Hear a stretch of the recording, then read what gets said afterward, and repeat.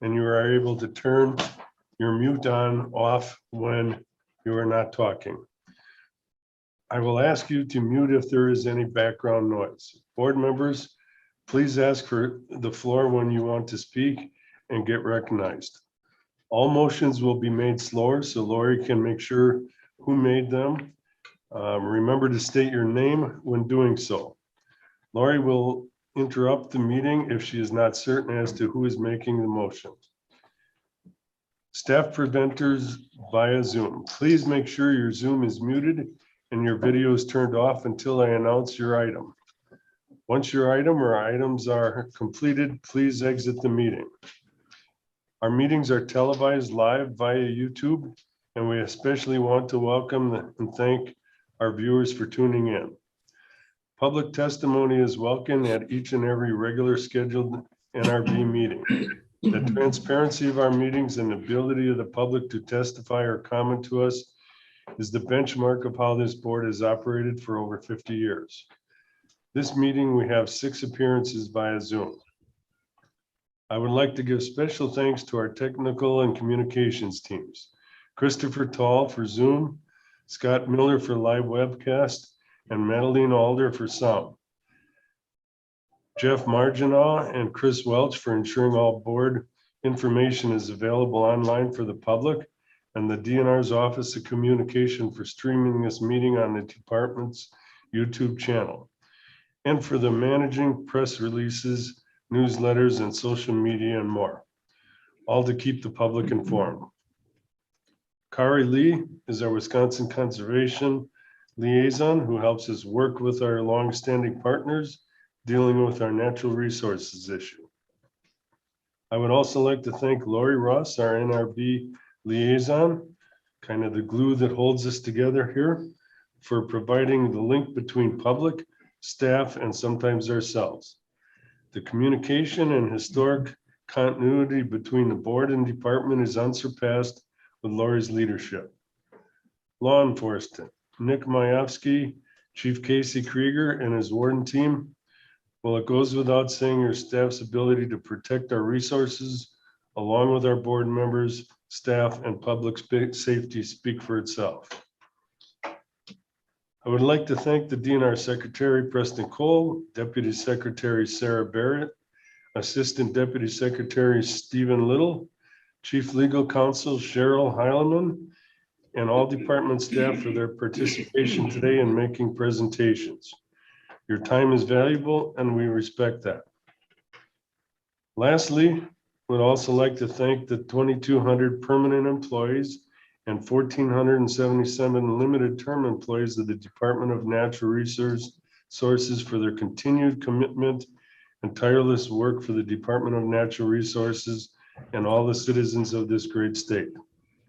Board members, any questions or comments? Lori, please take the roll. William Bruins. Here. Sharon Adams. Here. Terry Hilgenberg. Here. Marcy West. Here. William Smith. Here. Dr. Frederick Crane. Here. Greg Kazmersky. Here. All board members are present. So let's get started. Approval of agenda for April 13th, 2022. Secretary Cole, do you have any changes to the agenda? No changes, Mr. Chair. Thank you. Do I have a motion? To approve Move to approve the agenda. Second. Preen. Okay. All in favor? Aye. Aye. Opposed? Motion carries. All right. We'll do the consent agenda next. Quite a bit of stuff on the consent agenda. Do you want me to read through that? Typically? Okay. On the consent agenda, approval of brief of action from February 23rd, 22 clarified. Friends of Pennsylvania State Park will donate $135,000 to fund the replacement of playground at the Nicolay Beach Day use area at Peninsula State Park in Door County, Wisconsin. This project will replace the old playground, wood structure, wood chip surfaces, with an ADA accessible playground. Not sure, do you want to add anything to that, Preston? No, I have item E. I think there's folks in the room from Dane County. Do we have anyone in the room from Dane County? All right. When you finish, I'll come back to E unless you want me to do E. Okay, all right, that's Right fine. away. Natural Resources Foundation of Wisconsin will donate $99,000 to the department. This donation will be used to support the bat conservation program. The Natural Resources Foundation of Wisconsin will donate $26,698.36 to the department to be used to support the Lulu Lake SNA Savannah Enhancement Project. Dane County will donate a bike trail valued at $156,000 as a segment of the Lower Yarra River Trail in Lake Kegonsa State Park. The North Mendota Trail is identified in Dane County's Parks and Open Space Plan as a trail connection for the Capital City State Trail at Lake Farm County Park to Stoughton. And then request that the board authorize a preliminary public hearing and comment period for the statement of scope for board order DG 0422 for proposed rules affecting chapter NR 140 related to setting numerical standards to minimize the concentration of polluting substances in groundwater, cycle 10 bacteria. And Mr. Chair, let me run over and get that. sure. So Dane County in the room, come on up to the podium. Point of order, you might want to have a motion and a vote first. Yeah, I put a motion on the floor for consent agenda to be approved. Brain. I have a second. Second, Smith. All in favor? Aye. Motion carries. So it shouldn't be lost on anybody either watching on Zoom or in this room that the Friends Group, Friends Groups around the state of Wisconsin donate tens of millions of dollars to the department to help in our effort to provide outdoor recreation, as well as getting people, children, kids, seniors into the outdoors. It's no different than what county parks are doing for us today. And so on behalf of citizens of the state of Wisconsin, employees of the state of Wisconsin, and certainly the Natural Resources Board, thank you. Thank you.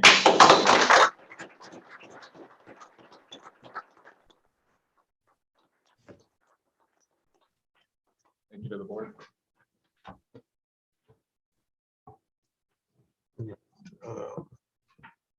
Discussion and possible actions concerning items removed from the consent agenda. There is none. So we're going to move to 4 action items. Adoption, presentation of the 2022 Laboratory of the Year PowerPoint presentation by Steve Geist, Section Chief, Certification Services. Steve?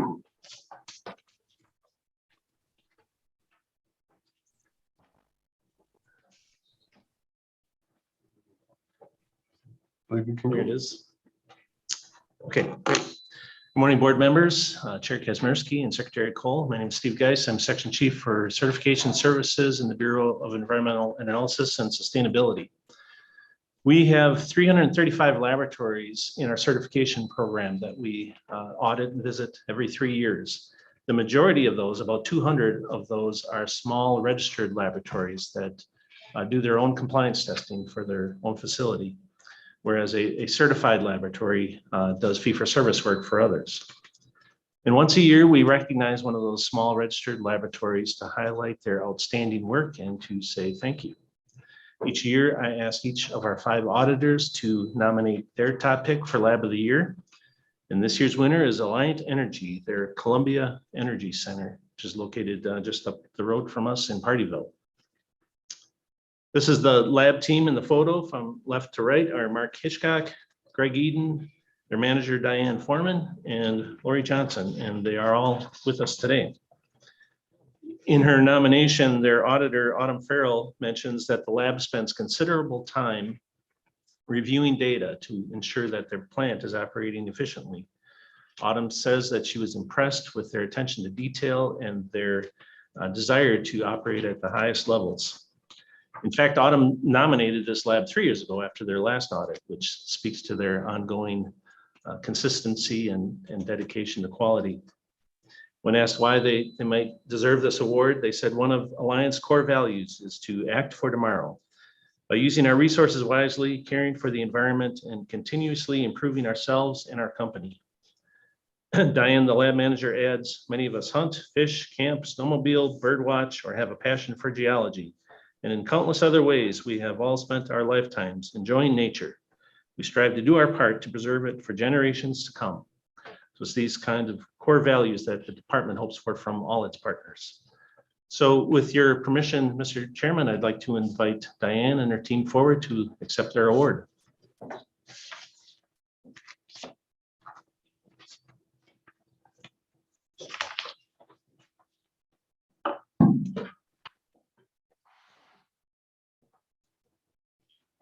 Point of order, you might also want a motion to approve. This is information. Oh, it's informational. Oh, sorry. I stand corrected. But thank you. Congratulations.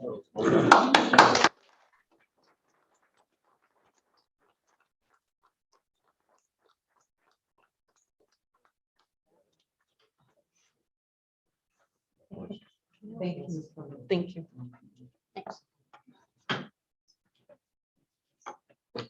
Thank you for all your hard work, taking care of our environment. Okay. Now we are going to go, let's see, 4B. Request approval of department recommendation for the FY 2023 laboratory certification and registration program fee adjustment. PowerPoint is by Steve Geist. And go ahead, Steve. Thank you again. Good morning, everyone.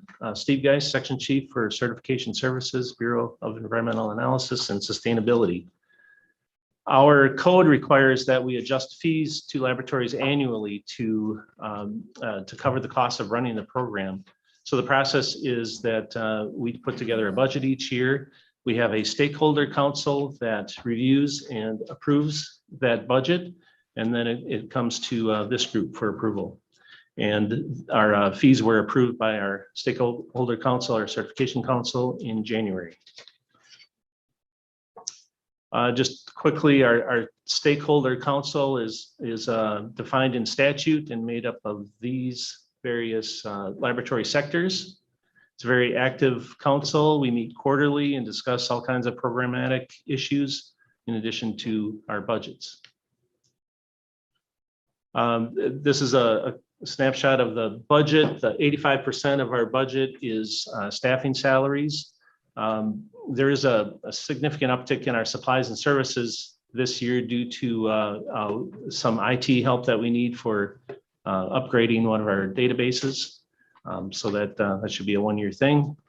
And so our total increase this year is 5.9% on expenses. However, this is the first year that our new code goes into effect where we removed that fee cap on the largest laboratories that do the majority of work in Wisconsin, which means that the majority of labs will see a decrease in their lab fees. So the treatment plant fees will go down, and most of the commercial lab fees will go down. The maximum fee I have listed there of $31.75 fee increase, that's to our largest laboratory, which happens to be Pace in Minneapolis. There are 19 of our 335 laboratories that will see an increase. 5 of those are from Wisconsin. So that's how that code change affected fees. We always present to you how our fees compare with other programs in other states that have similar programs. This is a fee for a typical commercial lab. Again, a typical commercial lab doesn't offer every service. So we have a formula for what a typical lab will look like, but compared to other states, it's very competitive. And looking at our municipal wastewater lab fees, again, very competitive compared to our neighbors and other states with similar programs. And I will answer any questions if you have them. Any questions from the board? Just, Steve, how does our organization compare to what other states offer? Are we typical in the job we do, or how does that look? So there are generally two categories of states. States either provide their own audit and certification program, or they go with a national program called the NELAC Institute. So they have those two choices. So it's, I believe there are about 14, 15 states that are part of that national program. Okay. And the rest of the states, well, not every state has a certification program, but majority do. How do we compare cost-wise to the national program? So the national program is much more expensive in general because they have to pay for a national auditor to come out and do this audit. Doesn't surprise me. Yeah. Yep. And yeah, many years ago, we decided against going out before my time here, but we decided against going for that national route just because the wastewater treatment plants were in our program and they didn't feel they could afford that. Any other questions? Move to approve the program fee adjustment. Second, Support. all in favor? Aye. Opposed? Motion carries. Thank you very much. So we are on C. Request adoption of emergency board order WM 1521E. Proposed rules affecting chapter NR 10 related to establishing the 2022 migratory bird season framework and regulations. And Taylor Finger. Mr. Chair, before Taylor begins, Taylor, can you talk a little bit about the funds that were raised when Governor Evers introduced the increase in the $5 increase in the duck stamp and subsequently signed into law? What is that going to do? And I believe it's $77,000-ish. Of what we're going to be using it for the state, and then another portion of that went to our partners in Canada. Can you, prior to your presentation on the framework, talk a little bit about what that money is going to be used for? And again, it's been tens of years gone by without an increase. Absolutely. So yeah, no, this has been a long time coming. We've been really working on this with our partners to put together this increase in the fee of the duck stamp, which basically puts us where inflation is in terms of what the cost of doing business has been. And with that increase, like I said, a third of the total money that we get from the duck stamp fee goes to our partners in Canada, because that's where a lot of the waterfowl are produced. And then the other 2/3 are directly going into stamp projects that we solicit from all of our biologists across the state. And we have a committee that gets together and grades those projects. And each year we are only able to probably get about 1/3 to 1/2 of all the projects that are submitted. So recognizing that there was a lot of really good work out there that this money could be going towards. So this increase in the fee is going directly back into that. And we actually were able to take the money that we were projected to get from the increase and look back at all of our grading from this previous cycle. And then I think we were able to fund another 10 or 12 projects. So just recognizing that this is directly going back into habitat for waterfowl, and not just waterfowl, a lot of other species across the state of Wisconsin. So this was a long time coming. Thank you. All right, thank you, Chair Kazmierski, Secretary Cole, members of the board. I first want to apologize about my name tag. I took my raincoat off today and it broke. So starting off well, but I'm here today to request from the board adoption of the 2022 migratory bird hunting seasons. Oh, it's right here. Perfect. There we go. And I'm struggling. All right, so we only had a handful of, or just a couple things here that were changed in terms of the regulations from 2021 to 2022. The first one was just updating the definition of our open water zone. The Natural Resources Board approved the open water zone a couple of years ago, and last year was our first year in terms of implementing that zone. And so, you know, best laid plans are good until they aren't. And what happened was, as hunters got out there and realized that there were a handful of scenarios that this boundary that we had defined and worked with our legal and worked with our law enforcement folks didn't account for.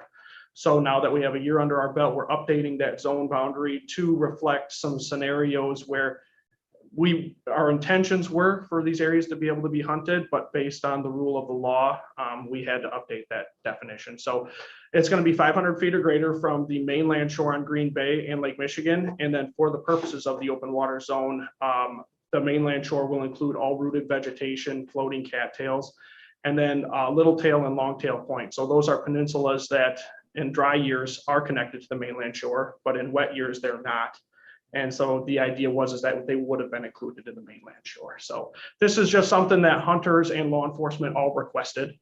And so we've just worked to get this updated. The second one was simplifying our open water restrictions. So we have 12 lakes that we allow open water hunting on outside of Green Bay and Lake Michigan. And when we put together this, we did this back in 2011.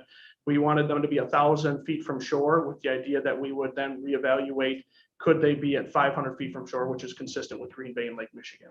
And so we worked with our law enforcement staff, we worked with our biologists, we reviewed all of the comments and any concerns that came through, and we made the decision that we can simplify this regulation and make all of our open water hunting opportunity 500 feet from shore.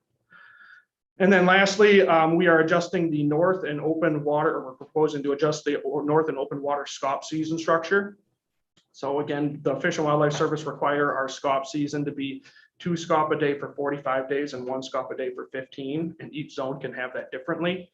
Last year was our first year trying this out, and 2 of our zones, the open water zone and the north zone, would like something different than what they experienced last year. And that was based on support from the public input we got and support from all of our conservation partners.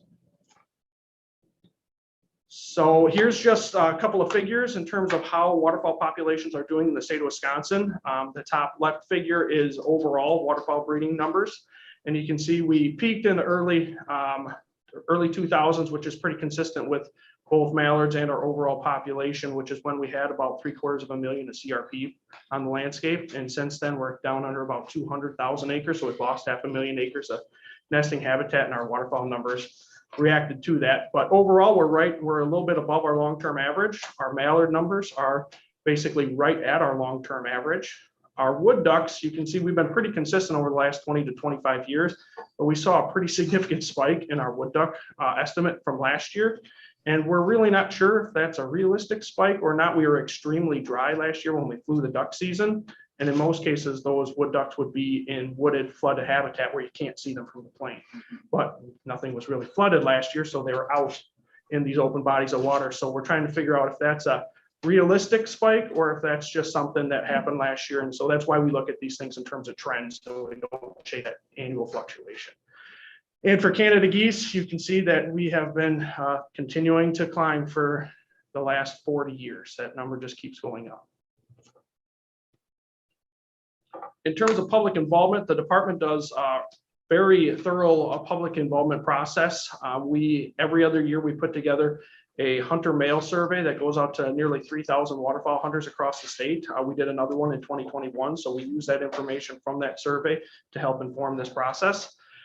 We did press releases, we did social media, we did our Gov Delivery email blast that goes out to tens of thousands of waterfowl hunters across the state. We also incorporated this online input tool, which is relatively new. We started that in 2019. And what this does is walks hunters through our proposal process and allows them to provide their feedback directly through us through this online tool, which in 2017, we went from 157 people to now we're in between 1,500 and 2,000 people. So again, we're reaching out to a whole new subset of hunters that never provided that feedback. This year we had about a little bit over 1,400 people provide feedback on the 2022 seasons through that online input tool. And then we had another 100 or so that provided it via phone calls, emails, just having those discussions, public hearings. We had about a dozen public meetings with all of our conservation partners, the Conservation Congress, the Wildlife Federation, Wisconsin Waterfowl Association, Green Bay Duck Hunters, several others, to sit down and specifically get what their feedback is going to be with regards to this season. We had public hearings. They were virtual. It was right at that cutoff where we could start having in-person meetings, but we had already set up with virtual meetings. So the hope is in future years to have some in-person and some virtual, but we had 3 public hearings. Overall, like I said, it was really good turnout in terms of feedback, just a little bit low, and that's not surprising if we're doing most things virtual. If you're not getting out there and boots on the ground, you don't get quite as few comments, or quite as many comments. But all in all, the Conservation Congress supports all of our proposals, and most of our other conservation partners supported nearly all of our proposals. This is something that I know that hopefully the board is interested in. I know we're really interested in, is we're going to be looking to set our waterfowl seasons for multiple years moving forward. The Wildlife Federation kind of brought this forward in 2019, asking if we could begin investigating this. And so we started looking at it, and when we started asking for support from our Conservation Congress, from our other partners, to see is there interest in setting these seasons for multiple years, because in most years we do this 2 to 3 month process, and 95% of the time we come out the other end with the same exact season structure. So is there a way that we can simplify this? And a big part of this is it also eliminates the requirement that we set these seasons via emergency rule, and recognizing that that's an important avenue that we want to begin going down. We want to time this up with our 5-year, the Fish and Wildlife Services 5-year zone change process. So right now we're in the middle of it. So next year we're going to be we'll do a trial period from 2023 to 2025. We'll be setting the seasons for about 3 years, with then in 2026, going from 2026 to 2030 in terms of setting our seasons. So we're working with our legal, working with our conservation partners. We're going to develop a suite of options that'll go into a permanent rule. So then say if the Fish and Wildlife Service changed the pintail bag limit, from 2 to 1, we'll already have it in the permanent rule, and we can change to it then, rather than having to go through a whole public input process to re-up that. So other than that, I would like to take questions. Any questions from the board? Yeah, just Taylor, you mentioned that the goose population it continues to increase. What about snow geese and spotted breasted, or Speckled geese. Speckled, Yep. yeah. Are those populations increasing along with the Canadian? Or? No. It's interesting that the belief that the snow goose population is skyrocketing. You got to shoot snow geese to save the tundra. Their population has gone down significantly over the last 5-6 years or so, and it's not really related to hunting. What we're finding is that it's a carrying capacity issue, is that they are migrating to basically 90% of the snow goose population migrates through about a 50 to 60 mile stretch in Canada, and they're eating it out of house and home, and they're arriving then on the breeding grounds in poor body condition. So then their ability to have successfully nest is lower. And then we've had really fluctuating years up in the tundra in terms of temperature and precipitation. So we've had, I want to say 4 of the last 5 years have been basically busts in terms of snow goose population. So very little, which again, we were overabundant on snow goose populations. Now they're going down. So it's one of those things where the sky's not falling at this point. But same thing with specs. Specs they're not dropping like our snow goose population, but they are going down. And I think that's based on their shifting to a different habitat. So. And what about the Canadians that get to be nuisance geese? Is the public satisfied with the program you have for controlling? Yeah, I mean, I think we're doing pretty good in terms of our nuisance complaints, where we have communities that request goose removal. That really hasn't changed a whole lot over the last 5 to 6 years in terms of number of communities and number of geese taken. But it is one of those things that it's a growing part of my position, is that we continue to get these calls for nuisance Canada geese. And it's one of those is I don't want you to remove the Canada geese, but I never want to see one again. So that's basically what the communities are telling us. And we work with USDA Wildlife Services, because they're the entity that does remove those Canada geese. And we attend meetings because they require them to hold a community meeting to let them know if they want to apply for a permit to remove those geese. the department is there available to provide any feedback and background on Canada geese. But it's, with the growing Canada goose population, we see more, and our urban population continues to grow. We're going to continue to see these as an issue moving forward. And the best way we can continue to do this education, see what we can do. And then right now, our Canada goose bag limit, we increased that to 3 Canada geese a day. About 2018, we're allowed to go to 5 Canada goose a day, but about half of our population still migrates from Canada, and that population has been trending downward. So we don't necessarily want to increase our numbers, so then we hit that population, because they provide new birds as they migrate into the fall each year, which provides excellent hunting opportunities. So we're keeping an eye on it. Mr. Chair, Go ahead. Taylor, Dr. Prain, I just want to pass on to the department that I've heard from numerous sporting good groups and stuff and actual hunting, private hunting parties, that the responsiveness of the department has been stellar the last few years. Really pleased with how you guys handle the public input. And even though that has been face to face, they feel like that you guys are extremely responsive, well thought out. And it's in this area of the department is being managed extremely well. So kudos to you guys. Thanks, Dr. Preen. Yes. And Bill? Oh, Terry. Oh, Bill's next, and then I'll get you, Terry. Thank you. Taylor, we had a really good conversation about this rule prior to the meeting. And I had asked Taylor about some of the things I'd read and heard from people where we were operating this year with a more limited amount of survey done in the field because of pandemic restrictions and everything else, and the potential of using very high estimated populations for setting pretty generous season limits and bag limits. And was there a concern that there may have been a population change, particularly in view that last summer was sort of a dry year in some places, which would result in less production. And you conveyed some thoughts to me that I found very encouraging, and I thought it would be useful for you to have that discussion with the public briefly. Absolutely. So we were not able to federally at a continental scale fly the migratory bird breeding surveys in the US and Canada in 2020 and 2021 due to the COVID restrictions and the US's ability to get across the Canadian border. So the idea is that we've had this data set that we've had for almost 70 years, and now we don't have 2 years worth of data. And the last 2 years on the Canadian prairies have been some of the driest ever on record. So the idea is that we're using 2019 data to set the seasons for 2022. And we did get the Fish and Wildlife Service are using precipitation models to incorporate into our breeding estimates and using whatever data that we do have available, and are pretty confident. And additionally, our mallard populations were so high that we would have literally had to lose about 3/4 of the entire continental mallard population to get us to other than a 60-day season.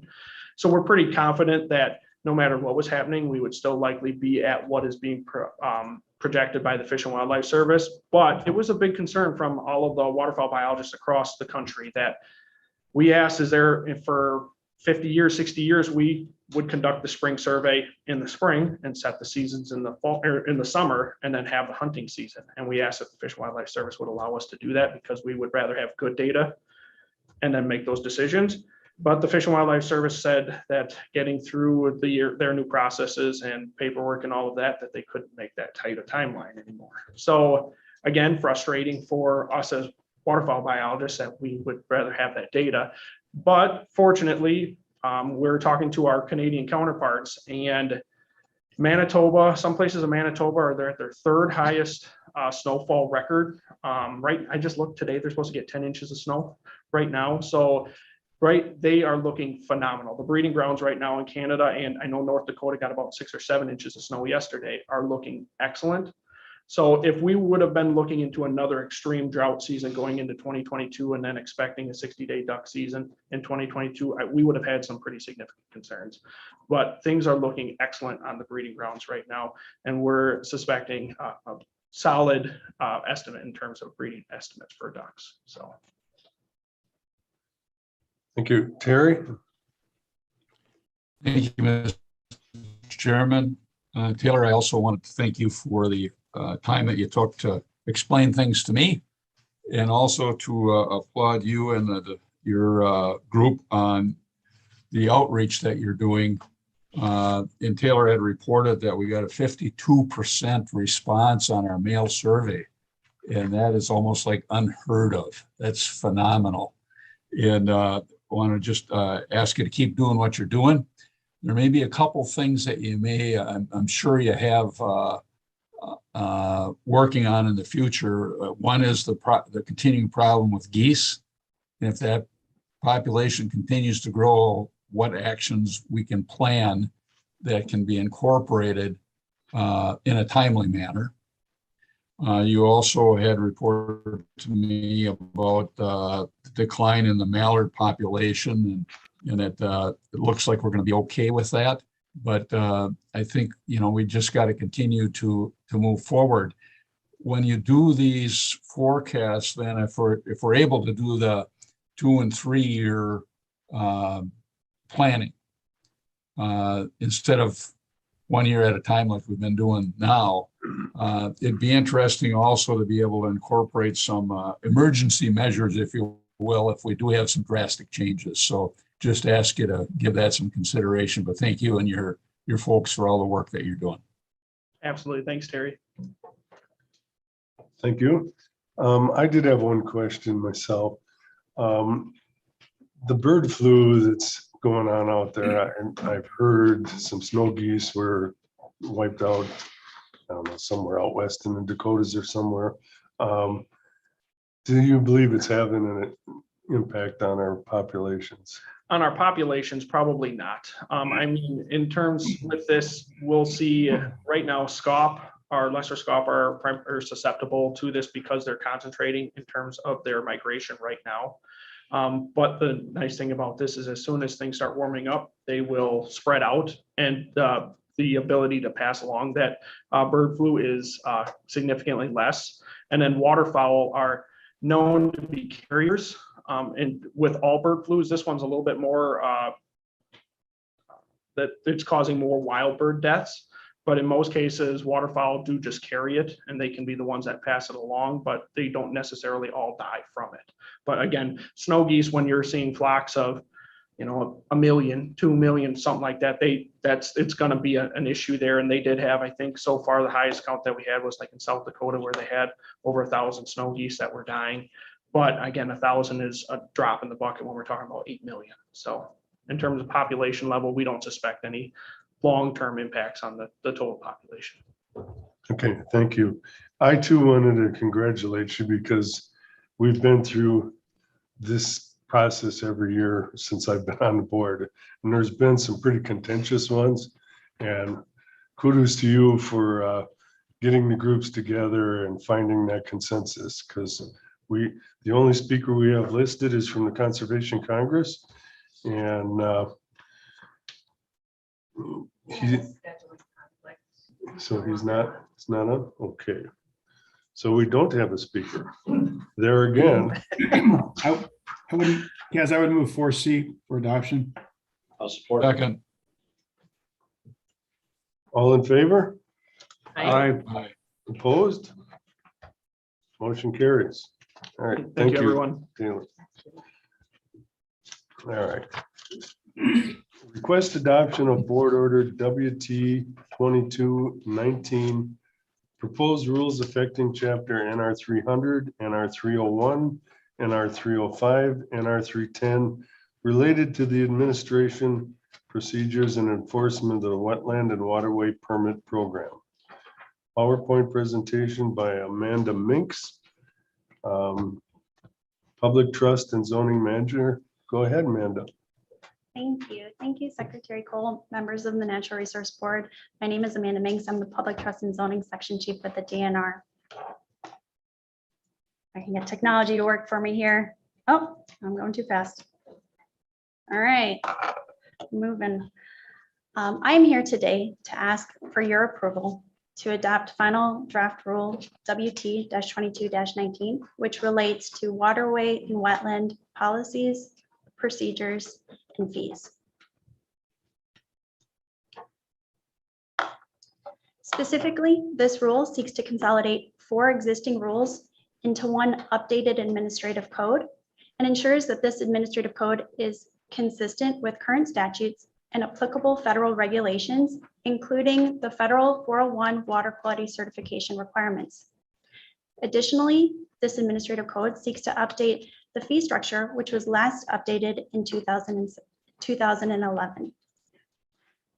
Please keep in mind that this administrative code seeks to update the processes and procedures and fees, but not get into project or permit specific decisions. However, I am looking forward to talking with you about additional scoping statement needs that address permit specific administrative codes at a future meeting. Through the engagement process for this rule, we did work closely with the Wetland Study Council to discuss the purpose and need for this rulemaking effort, as well as the updated fee structure. During the economic impact analysis, we did receive 2 comments from the public. Those were provided by the Wisconsin Wetland Association and Green Fire. We did receive 6 comments on the proposed rule language, and we did make substantial comments based on those comments that we received. It is noted that the Wetland Study Council did not provide comments during the EIA phase or the draft rule comment period. We did meet with stakeholders, including the Wisconsin Manufacturing and Commerce, to ensure that we had an understanding of their concerns that were provided during the comment period, and that we were responsive to their comments to the greatest extent practicable. One of the elements that we did work with stakeholders on is fees. As you can see from this slide, this proposed rule will provide critical funding to our program. However, there will still be a need to have general program revenue to meet our statutory obligations for waterway and wetland permitting.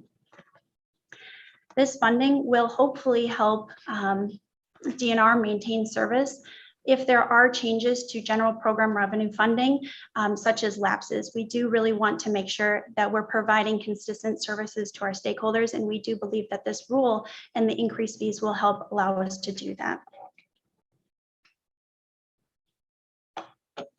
Many of the proposed fee increases is directly tied to inflation since 2011. What you can see in this slide is that there are some fees that are increased beyond inflation, and those were needed to absorb costs that are incurred by DNR for those specific regulatory activities. Did also want to call out that there are some permit types, such as waterway general permits and dredging general permits, that we actually did go below inflation. That was a strategic choice because those are the primary activities that the general public seeks permitting for. And so we did want to try to keep costs as low as possible for our general public.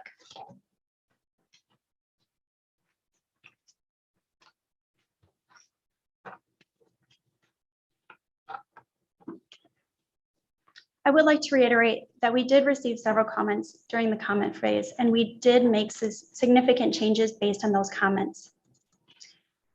While we did receive comments from WNC on the proposed fee increase, we did not make changes based on those comments. However, we did ensure that we had specific statutory authority for the proposed fee increase and that it was within the scope of this approved scoping statement. We did meet with WMC to communicate this information with them and also to convey the need and purpose and intention for the proposed fee increase. While we did make changes to 300.05, which is related to wetland exemptions, we are aware that WMC has additional concerns about this specific provision and provided members of the Natural Resource Board with a memo dated April 6 about those concerns. The DNR did provide you a response memo to that memo. I don't want to reiterate all of the content for the memo. Happy to answer any questions you have about it, but I did just want to provide the specific statutory authority that we're using for that section and the fact that DNR is actually obligated to promulgate rules related to exemptions and ensure that those rules are consistent with federal law and interpretation. And this rulemaking seeks to align itself with that statutory obligation. Really appreciate your consideration and your time today, and I'm happy to answer any questions you have. Thank you very much for your consideration. Any questions of the board? Mr. Chair, I would move WT 2219. And I'll support that and say that, Amanda, I think you did a great job with this process and pulling the loose ends together. Thank you very And much. thank you for the time you spent with me. And so I second it. I did have one question. Could you explain to us a little bit about the Wetland Council and who's on it? And is there a broad enough diversity of membership on that council? Yeah, that's a great question. Is it possible to bring back my slides? It's okay if it's not. I might miss a couple, but the Wisconsin Wetland Council, was created in 2017, and it was intended to be a bipartisan council. All of the council meetings are open to the public, and we do invite public opportunities to comment during the council meetings. I am a member of the Wetland Council. We also have representatives from the Wisconsin Realtors Association, business sector, consultants, delineators. Wisconsin Wetland Association is on the council, Ducks Unlimited, and I feel like I am missing out the League of Municipalities and Farm Bureau.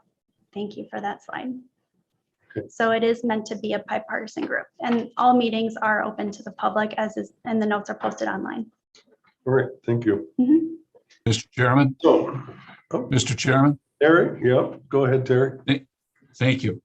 I also want to thank Amanda for the time that she took with educating me on this subject and the proposal.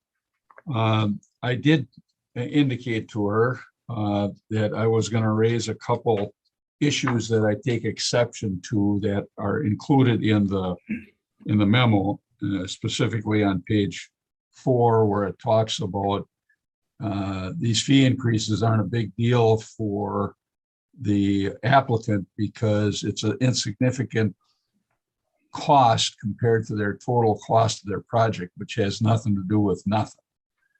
I mean, that's just a ridiculous statement to make.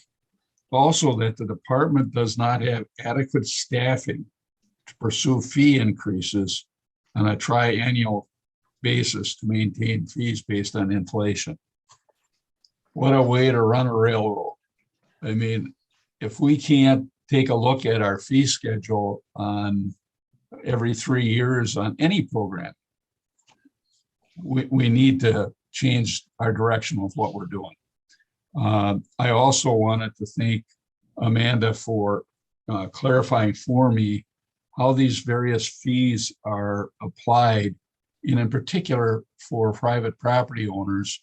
I understand that the fees for a big project, you know, the fee went from $500 to $1,000, big deal. But for individual property owners, we have too doggone many rules to begin with, as if you haven't heard me say that before. But then to have additional fees on top of that makes it very difficult. But Amanda did point out to me that many instances, sometimes those fees are waived or they're not applicable to it. So I do thank her very, very much, and I would support the motion also. And thank you for the work you did and your team that put this all together. Mr. Chair? Dr. Breen? Yeah, I do have a question for you as well. When we talk about fees, are not some fees statutory in nature and some fees are, like you're presenting today, regulation in nature? As you go back and forth when it comes to fees? Because I remember when we dealt with CAFOs, some of the fees that were, you know, on a 20, 30, $40 million company were just like, I couldn't believe the amount of time and effort it took to give some of these permits out, and the fees that, when I asked back then, why can't they be raised to be appropriate for the amount of time the department spends? And the answer was, we can't. Is this different with fees, that we're able to change the fees at this level? Yes, so the slide that covered fees, each one of those specific fees is in the statute, and we do have explicit statutory authority that allows us to increase those fees based on DNR costs. And so that is what we are looking to do as part of this rule, is to take a step to updating the fees based on inflation and cost. Yeah, and I do support that. It's kind of like when your stuff is stuck in the sand for 3, 4, 5, 6, 7, 10 years, and the jumps are usually, quite aggressive. And so, like property taxes, same way. When you have property taxes, you like a little steady Eddie, because if you sit there and freeze property taxes and you have a huge increase, it gets everybody's attention, and rightfully so. So I also support this, the board order, and I think it's appropriate the way it's been applied. Thank you. Okay. I believe we have a motion. Did we get the second too? All right. All in favor? Aye. Opposed? Mr. Chair, I'm tempted to talk about fees and the implications on the department. And while many of our fees have to go through joint finance, they are often met with a considerable amount of headwinds as it relates to our programs. And that's all I'll say about that. Motion carried. Thank you. Thank you. All right. Scope statements. D, request that the board approve the statement of scope for emergency board order WA 1721E and board order WA 1821, and conditionally approve the public hearing notice for WA 1821 and notice of submittal of proposed rules to the legislative clearing house rules for proposed rules affecting chapter NR 500, 520 related to the disposal of material dredged from Great Lakes. Staff presentation is by Kate Storm Irons, recycling and solid waste section sheet. Kate. Good morning, Chair Kazmierski and Morning. Secretary Cole and board members. I'm Kate Strum Hirons. I'm the Recycling and Solid Waste Section Chief in our Waste and Materials Management Program. And I'm here this morning to request your approval of the statement of scope and the associated public hearing and notices for both an emergency and permanent rule related to disposal of dredged material from the Great Lakes. So 2021 Wisconsin Act 93 authorized the disposal of dredged material from Lake Michigan and Lake Superior at sites that do not have a license or an approved plan of operation. So in other words, at a site that's not necessarily a licensed landfill or a licensed solid waste facility. Act 93 also listed several criteria that must be met in order to do so, including that the dredge project must be conducted by a municipality or a county. Dredge sediment disposal must have an economic public benefit. Disposal cannot be done within 100 feet of a wetland or a water supply well, and the disposal site can receive up to 35,000 cubic yards or be active for up to 10 years, whichever occurs first. So Act 93 also requires the department to promulgate emergency rules before January 1st, 2023. And the rules must pertain to sediment sample numbers and analysis in order to determine if there are contaminants present and at what level. The rule must also list performance standards such as preventing take of an endangered species or preventing harm to surface water or groundwater. And the rule may also contain any other conditions determined to be necessary by the department. So this scope statement lays out those conditions of the emergency and permanent rules, and they are intended to provide information on required steps of the dredge disposal process, making it transparent for applicants so they know what to expect. It should hopefully reduce time and cost for municipalities and counties that would be submitting applications to us for review, as well as give those communities kind of a long-term approval. It would be an approval at a predetermined location so they know they can use that over a longer period of time, rather than coming back to us multiple times for a similar project. And so just a bit of background, the legislation behind Act 93 was instigated actually a few years ago at the request of some municipalities along Lake Michigan. They were looking for a more streamlined dredge material disposal process, and the department was really happy to work with legislators throughout the process to develop some of the legislation and to provide public testimony at some of the hearings for Act 93 as it was developed. Also, this legislation is meant, and the rule is meant for somewhat smaller scale dredge projects for which the sediment is not heavily contaminated. Sampling will determine that the upland placement of the dredge material will not cause environmental pollution. So in closing, I request your approval of WA 1721E and WA 1821, and I'm happy to answer any questions. Any questions of the board? Hearing none. I move approval. Move approval. Second. Doc, all right. All in favor? Aye. Aye. Opposed? Motion carries. Thank you. Might want to go back on that last one. We had the vote, the motion did carry. I never did say it because you talked there, You so. can say it now. So just so, point of order, I know Cheryl watches me like a hawk. So. All right, thank you. All right. Request that the board approve the scope statement of Board Order FH 1621 and conditionally approve the public hearing notice and notice of submittal of proposed rules to the legislative clearing house for proposed rules affecting chapter NR 20 related to reporting requirements for sport trolling licenses. Staff presenter is Meredith Penthorn, Fisheries Management Policy Specialist. Meredith, you here? Yes, thank you. Good morning, Chair Kazmierski, members of the board, and Secretary Cole. My name is Meredith Penthorn, and I'm the Policy Specialist for the Bureau of Fisheries Management. And today we're asking for approval of the scope statement for FH 1621, reporting requirements for sport trolling licensees. Next slide, please. So just to review, since this is the scope statement stage, we're in the very early stages of the process, and then we'll be able to start drafting rule language once the scope statement is approved. Next slide, please.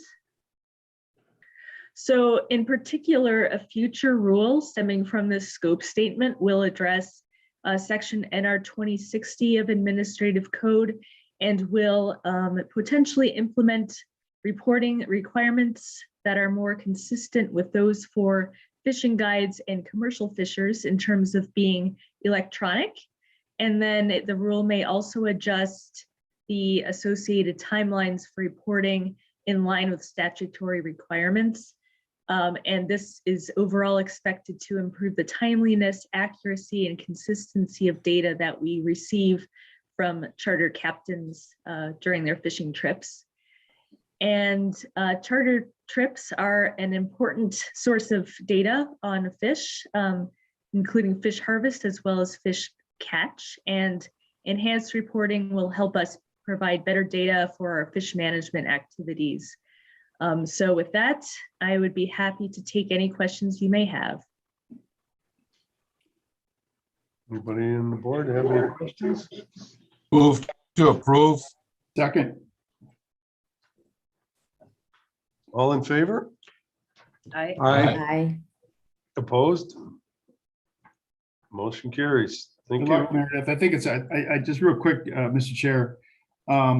I think it just makes common sense. Anytime we have even the population of citizens when they fish, there's fish creel surveys. I mean, this is a consistent use of our resources. And I think having the data come in at today's digital, it's easy to do. I know it's more regulation. I get that.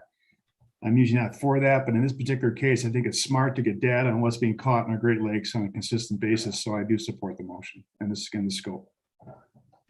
Thank Thank you. you. All right, motion carried. We're running a little ahead of schedule. I run such a tight ship. So, but do we want to take a break now? Yes, please. All right. We'll take a 15-minute break.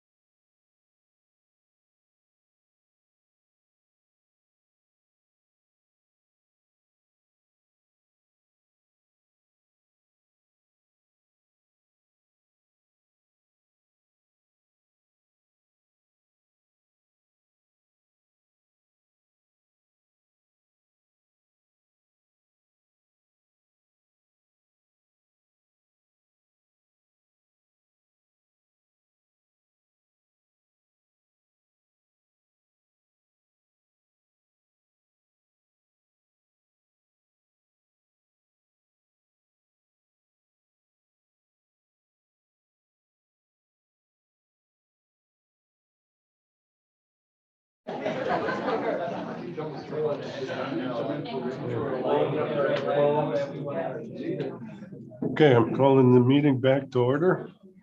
We're a little bit early, but I believe everybody for the open forum is there that was going to be there. So can we start our open forum?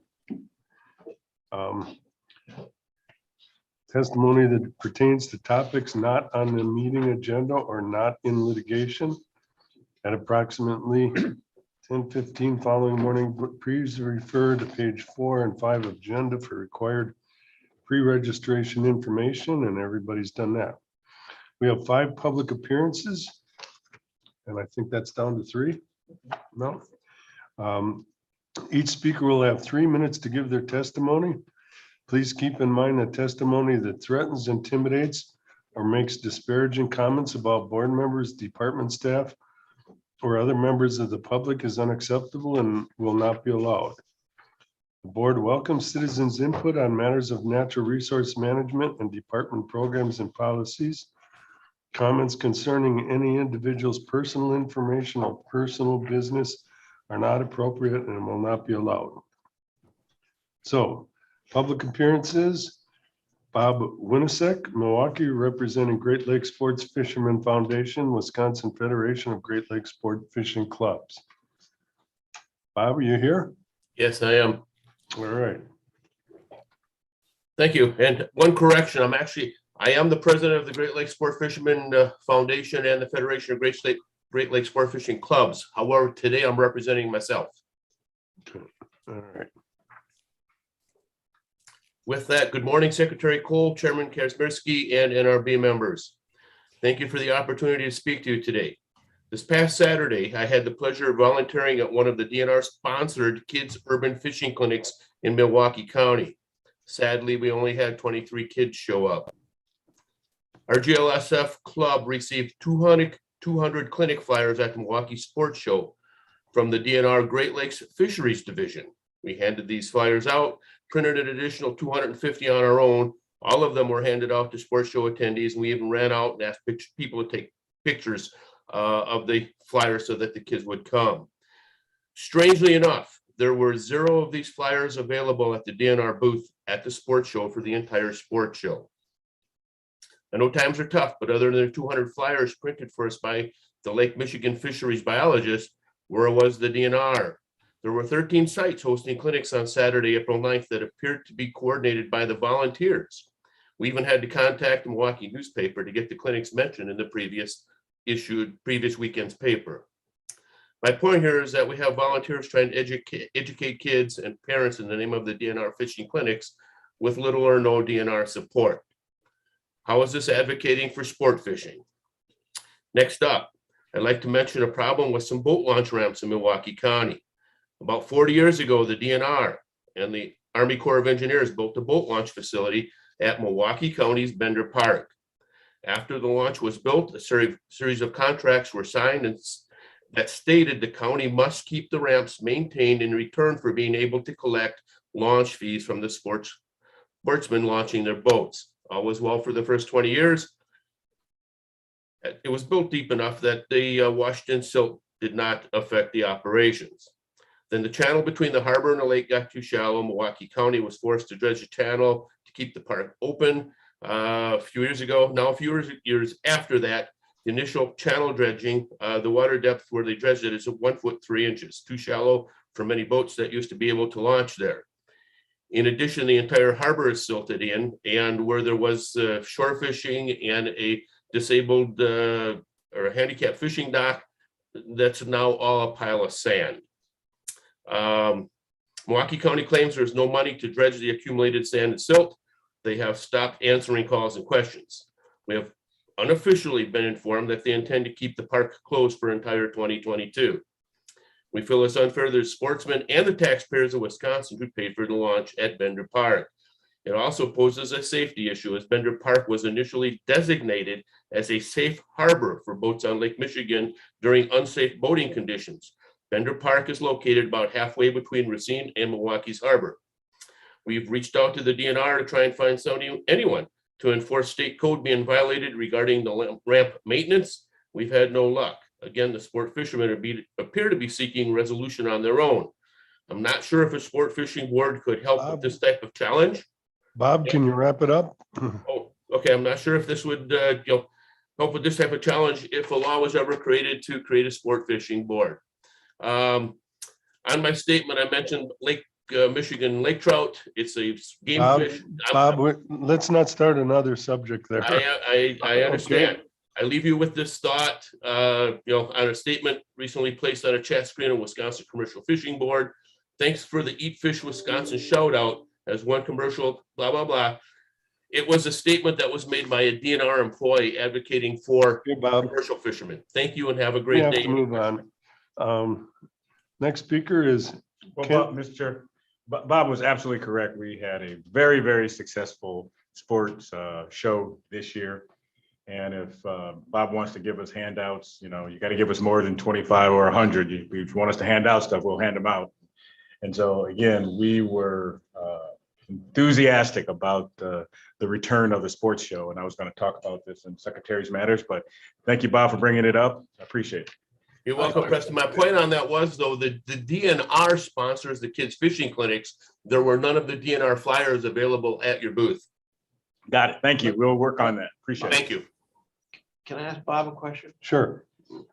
Bob, what you're concerned about the dock for handicapped fishers being discombobulated out of, because of conditions. I don't think it's, I would like to hear a response from probably Secretary Cole on that situation. Is it something that is just not going to get fixed, or what is the situation there? Well, it's of a nature where it's really up to Milwaukee County to expend the funds for that. So it's their in property. Milwaukee County's bailiwick. Oh, yeah. We don't go around the state fixing these issues in any other jurisdictions, and nor should we start that practice. We don't have the money or the staff to do that. And so that's why the Milwaukee County closed it until such a time they can figure out what the financial implications are. Thank you. Okay. Next up is Ken Sweeney from Franklin, representing Sweeney Well Drilling and Pumps Incorporated. Good morning. Thanks for hearing me. I'm a licensed well driller from Franklin. I'm calling on behalf of myself and a lot of the well drillers that do work in southeastern Wisconsin. The DNR made a process change where they changed a map. The map used to be Highway 83, anything west of that. They basically changed the dual aquifer map west of 83. They moved the line, and none of us were ever notified of it. I've called the majority of the well drillers in the state. I called the DNR. They said we received a letter. Nobody received a letter.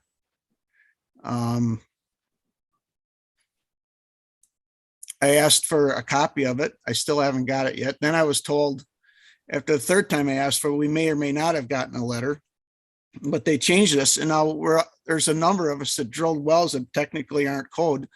The DNR wants us to either redo them or put liners in them.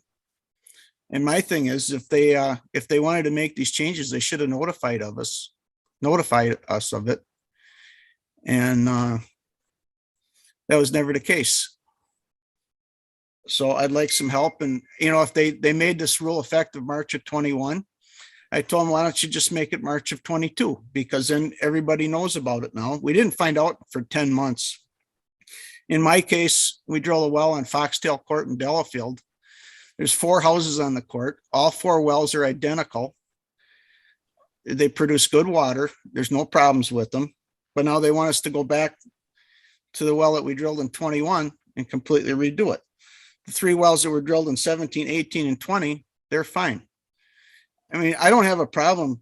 I mean, we're responsible for this and I regret it occurred, but we've got to be notified of any changes and nobody was notified. That's the gist of it. Okay. I have a question, Mr. Chair. Sure. This is obviously, have you reached out to the department to ask? I mean, you have received, I mean, when this occurs, there's a disconnect somewhere. Right. I'm not saying it was with the department. I'm not saying it was with you, the well drillers, or your mail carrier. There's an obvious disconnect, which has ramifications, financial ramifications and legal ramifications. My Right. question is, what response have you had from the department with this disconnect that occurred? They're not budging. They want us to either re-drill these wells or put liners in them. I can understand if everybody was notified, but if you don't tell us, and you've got wells, in my case here, you've got all the wells are identical and they all produce good water. If you want to make this change, you got to let everybody know. And we would have did things differently if we'd have known about it. I don't think the field staff personnel didn't even know about it. Otherwise they could have said something. Well, I guess my common sense hat, which is always present, right, would be, Mr. Secretary, that somebody sit down and resolve this, because this is ridiculous to have this go to litigation. And I don't know who's, what, where, how, not our level, but this is concerning that it can't be resolved in a forthright manner. That's all. Sure. Well, my notes state that we notified everyone in 2020, in spring of 2021. And so whether they were signed up or not, I have no idea, but I think Doc is correct. Let's figure it out and go forward. So I'm going to turn it over to Sarah Berry to look into this and try to resolve if anything exists where the department was negligent or some people didn't get notified and or what the circumstances were. I appreciate that. Okay, thank you, Ken, for your testimony. David Wojak, are you next? Hello. Hi. So I'm just here to testify also that about receiving the letter or not receiving a letter. I have no recollection of it. I'm the owner of 4D Water Well and Pump Service. Well driller supervisor Lee Metzner also works for me and did not get any notification of any such thing. Now, we did drill our well 3 months exactly to the day after the code change, which I already pulled a permit 40 days prior of that. I guess my biggest complaint, if I would have known about this, I could have said something to the builder, homeowner, etc., on extra costs. And now because the homeowner is putting in a driveway, I had to get over there and hurry up and line this well because I can't get back to the well. And should I need a well drill rig over the top of that well, it wasn't going to happen. So basically it cost me thousands of dollars out of pocket to go in here and line this well. It took the DNR 5 months to let me know that the well was non-complying. I still have over 20 well logs on file that have not been approved, including the well log of the well I just lined on Rustic Court. So should there be a problem with that well log, now it's out of my hand. It's done. It's over, and I'm done with it. So we just need a quicker response. If I pulled a permit on this well in this area and possibly something could have been said at that time, that, hey, we just made this code change in this area, you're drilling a well, you pulled a permit, something could have been done at that time. It just goes down the pipeline, and then we ended up in this situation. And now I've got a homeowner with a 405-foot well with a 4-inch liner in it. If he ever has a problem down the road, he's going to have to drill a whole new well because can't do nothing with the liner installed in the well now. So fortunately, the well did turn out to be good. It is making water. We put in a new pump because we put in a Gunfrost 3.5-inch pump to fit inside the 4-inch liner. Again, that costed me more money. It just, hopefully the homeowner has many years of certified use out of it and doesn't have to drill another well. But yeah, it just, things could have been happening down the line. And if there was a letter sent, maybe a confirmation that the well drillers did receive that on an email, or a return letter or something. So the DNR also has a record of, hey, you signed this, you were notified, you signed it. It's all done. It's all taken care of. Nobody can come back and say anything. It's finished. But I mean, I know you guys are shorthanded and you're trying to do the best you can, but I think, you know, when we pull out a permit and stuff and it just has to happen at that time also. It's just kind of negligent, I think, on both parties that this can't take place. So that's about all I have to say on that. Okay, thank you, David. Any questions for David? Next up is Jim Vandergalen Randolph, representing himself. Go ahead, Jim. Are you there, Jim? Jim Okay. is not present. Jim is not present. Okay. And Kelly Larson, Wales, representing himself. Are you there, Kelly? Kelly is also not present. Okay. Well, that wraps up our public testimony. So, any comments on the board on any of that? Well, the only comment I would have is, I would hope that when there's been a resolution made, that the board would be notified as to what that resolution was. Is that fair? Yes. Okay. And I did have one thing that I'm sure you can't answer right now. They were talking about changing the code. I don't remember a boundary change coming before this board. So is that part of code or is that something else? I'd like that question clarified too. We'll answer that question when we Okay. do either post board or just when I'm on the staff, because I don't have that information. Okay, yeah, and I know. But I would just know, my documents say that folks received a letter, sent a letter, and it's only seemingly a small pool of people who didn't read it or didn't get it. So I'm not sure what occurred. So we'll dig into it and report back. All right. So item 6, information items. Integrated aquatic plant management. PowerPoint is presented by Carol W. Shaw, Lakes and Rivers Section Chief. Carol, and you on Zoom? I am. Good morning. Okay, go ahead, Carol. Good morning, Mr. Chairman and members of the board.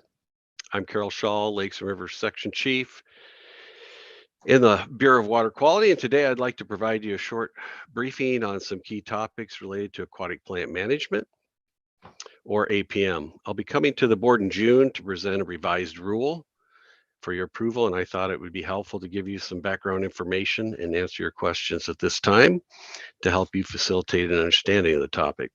If nothing else, it'll acquaint you with our many acronyms. Specifically, I'll be presenting an overview of the permitting program, highlight the status of Eurasian water milfoil, and provide an introduction on integrated pest management, which is a key concept that runs through the proposed rule. Next slide, or no, keep the slide, sorry. There are two main techniques that are regulated. Chemical or herbicides, which is the picture on the left, involves the direct application of liquid or granule products to the water that kills plants. There are a handful of active ingredients used in over 20 different commonly used products, each with different formulations and modes of action. Some are broad spectrum, affecting most plants, while some are more selective for specific types of plants. Getting the dose or the concentration of chemical with adequate exposure time on the targeted plant is a key variable. Precision is a challenge as chemicals can quickly diffuse through water and move off target. Too little and the control is not achieved, and too much and the effects can be greater than planned and impact non-target species. Harvesting, the center photo, is more locationally precise but indiscriminate in that it affects all plants. Harvesting temporarily removes the top 2 to 4 feet of a plant and is often repeated throughout the year. Topped out plants that fall Watercraft motors and impede navigation are usually the main concern for lake users and the target of harvesting. Chemical treatments can last an entire season and sometimes more, and are more effective at targeting an overall reduction in a specific plant population. Some lakes deploy both techniques. Hand pulling, which is the far right photo, is often effective for removing small, very small populations, and operations using diver-assisted suction harvesting, or DASH, are increasingly being used. One benefit of harvesting is it removes plants and the phosphorus they contain from the water entirely. What tool or strategy to apply depends on the project's goals. Are we trying to control a population of a specific invasive plant, or are there just some plants in a specific area that are causing problems? Careful understanding of the plant community and the tool being used is required, as well as evaluating before and after conditions to adapt management strategies over time. Large-scale population management benefits greatly from a plan. Other times, people just need to clear an area of plants to provide lake access. Hand pulling of invasive species in any plant within a 30-foot access corridor from shore is generally exempt from permits unless mechanically assisted. Next slide, please. So a little bit about the permit process. We started to move to electronic permit central intake in 2010. It was a slow rollout, but now all permits are submitted electronically. Private ponds, which are about half of all permits issued, are processed in Madison. All others, ponds, public ponds, lakes, and wetlands are routed and processed in the field offices. By rule, we strive to process all permits within 15 business days or 3 weeks. The one exception is permits in the ceded territory, where we follow the consultation process with tribes and GLIFWIC prior to finalizing a permit. It takes about 5.5 FTEs, or 5.5 staff, I should say, statewide for permitting. And modest fees generate around $150,000 a year, which are used to fund the limited term employees. Next slide, please. This is a snapshot of APM permitting activity in 2021. Here you can see the level of activity around the state. Purple are the pond permits, which tracks well with the urbanized areas of the state. The dark blue is chemical, and lighter colors are mechanical permits, mostly in water and lakes. Waters in the southern portion of the state have more activity due to more fertile lakes, more established invasive plant populations, and a longer growing season. Higher recreational use and denser shoreline development there also fuels more conflicts with plants as well. Partly as a consequence of this heavy management, these southern waters often have far less plant diversity than our northern waters. And permit applications increase every year, mostly attributed to the growth of ponds. Next slide, please. 5 years ago, at Dr. Preen's request, we briefed the board on Eurasian water milfoil and our AIS management efforts. And at that time, we mentioned our proposal for rule development, and were asked to come back with an update. So Eurasian water milfoil is the species of most concern in lakes, because at some lakes it can spread prolifically and become a problem. It can become so dense it restricts beneficial lake use. However, often fears are unfounded, as most lakes, it only accounts for about 10% or less of the overall plant community. Nonetheless, 78% of all our APM permits target Eurasian water milfoil. I can report that the rate of spread has slowed since my presentation in 2017. The last 5 years, there's been an average of 7 new Eurasian water milfoil lakes per year, while the average previous 5 years was 20 lakes per year. There could be several explanations for this decrease in spread, but I'd like to think our prevention efforts have something to do with it. The species is very prone to hybridization with native milfoils, which can confound identification and management. What we commonly refer to as Eurasian water milfoil is actually a diverse and complex group of plants with unique genetic lineages. To date, we've documented 170 water bodies with hybrid water milfoil populations, and we're tracking them to determine variations in response to control and the degree of invasiveness. Prevention first and then early detection and intervention is the best overall management strategy. A judicious use of herbicides is advised to avoid the development of resistant strains and negative impacts to native plants. Finally, Eurasian water milfoil is classified as a restricted species under NR 40, which means eradication is not a required or feasible goal of management. The recommended management goal for Eurasian water milfoil is to monitor and contain the spread and manage the negative effects on lake use. Not all lakes with Eurasian water milfoil are actively managed, and simply monitoring is acceptable. In fact, we've tracked Eurasian water milfoil populations in 12 lakes statewide for almost 20 years now. And over that time, 8 of those 12 have seen natural population declines in the absence of active management. Next slide, please. Also in 2017, we highlighted the Eagle and Cisco lake chains in Vilas County. I use these slides and we've just updated with the last 5 years. And it kind of shows our success in Eurasian water milfoil management. They're a little complex, but in both lakes, you can see the populations started out well established, but through careful integrated management, we've been able to reduce the abundance and the density and keep them suppressed through a combination of herbicide use, manual removal, and annual evaluation. The Eagle chain started at close to 300 acres and is now around 20 and has been there for the last 5 years. Big Lake in the Cisco chain has been at it fewer years, but they've gone from 20 acres down to 5. It's generally an attainable goal to reduce mass and abundance with chemical management, but total eradication is rarely possible. And invariably, we lose native plants along the way. It's important to add that this comes at a considerable cost and effort as well.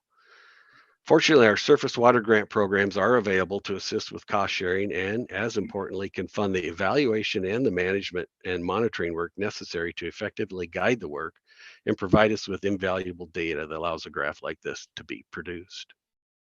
Next slide, please. Briefly, I'll touch on integrated pest management, or IPM. IPM is a sustainable, science-based decision-making process that combines biological, cultural, physical, and chemical tools to identify and manage the risks from pests and pest management tools in a way that minimizes overall economic, health, and environmental risks. In APM, we apply it to promote holistic management approach, including prevention, planning, deployment of a mix of methods, and evaluation. Incidentally, controlling runoff and reducing nutrient inputs should be part of any plant control effort. It's tuned to the knowledge of the target species life cycle to exploit its weaknesses, avoid minimizing non-target impacts. In many ways, it's a variation of adaptive management. And while definitions vary, it's used nationally and internationally and recognized and endorsed as the most ecological, sustainable, sound management approach to dealing with invasive species. It's endorsed by the U.S. Department of Ag, EPA, and the Forest Stewardship Council. IPM is required by manual code in DNR's Forestry, Wildlife, and Natural Area Management. And in the proposed APM rule, it's incorporated and follows IPM throughout, essentially extending this policy to our public waters. Now, you just saw the results of IPM in the Eagle and Cisco chain studies. And though it's a de facto policy of the DNR, it is not recognized as such in NR1, the Natural Resource Board policies. And we think it certainly could be. Next slide, please. So wrapping up, I hope you've found that APM is a wide-ranging, complex program that has a lot of substantial impact on Wisconsin waters. Lakefront and pond owners have lots of options to manage aquatic plants and invasive plants and will continue to under the new rule. The proposed administrative rule you'll be considering in June is a merger of two and an update of two rules. One that was for chemical management written in 1989, and the other is for mechanical and manual management that was written in 2003. The biggest concerns we've heard center around new requirements for planning for large-scale repeated APM work and annual evaluations, particularly the associated costs borne by applicants. We've had final hearings on February 22nd that culminated in 2 years of work, meeting with various groups holding white paper sessions, and we had multiple virtual meetings, all during the restrictions of the pandemic. We've responded to hundreds of comments on the rule, and we're wrapping up incorporating that and addressing public comments in the final draft for the home stretch. And I'll see you back here again in June. And with that, I'll take any questions. Thank you for your time. Any questions from the board? Good question, Mr. Chair. Dr. Prem? Carol, how are you?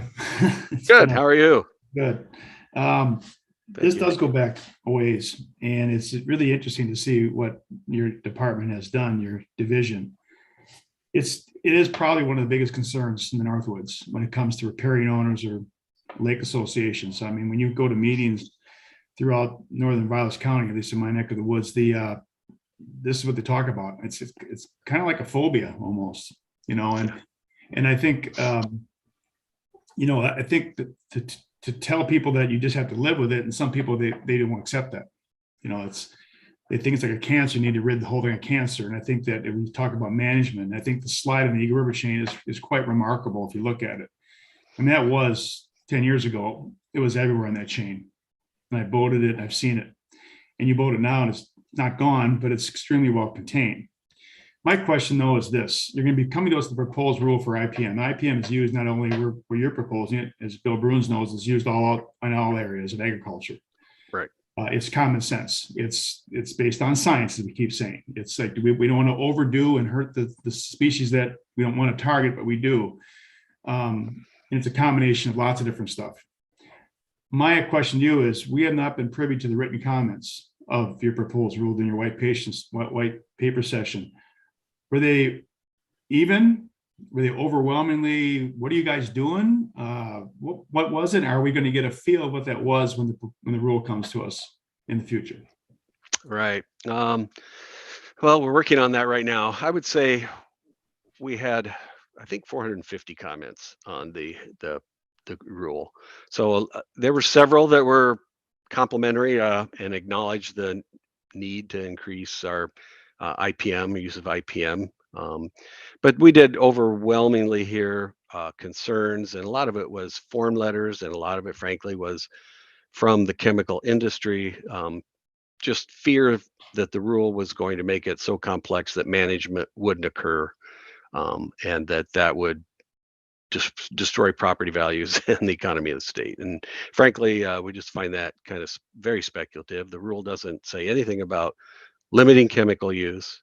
I think the fear was the cost of planning and the cost of annual evaluation. And we've listened to those comments, and we've adjusted the rule to really reduce and specify when a plan is absolutely necessary and when it's not.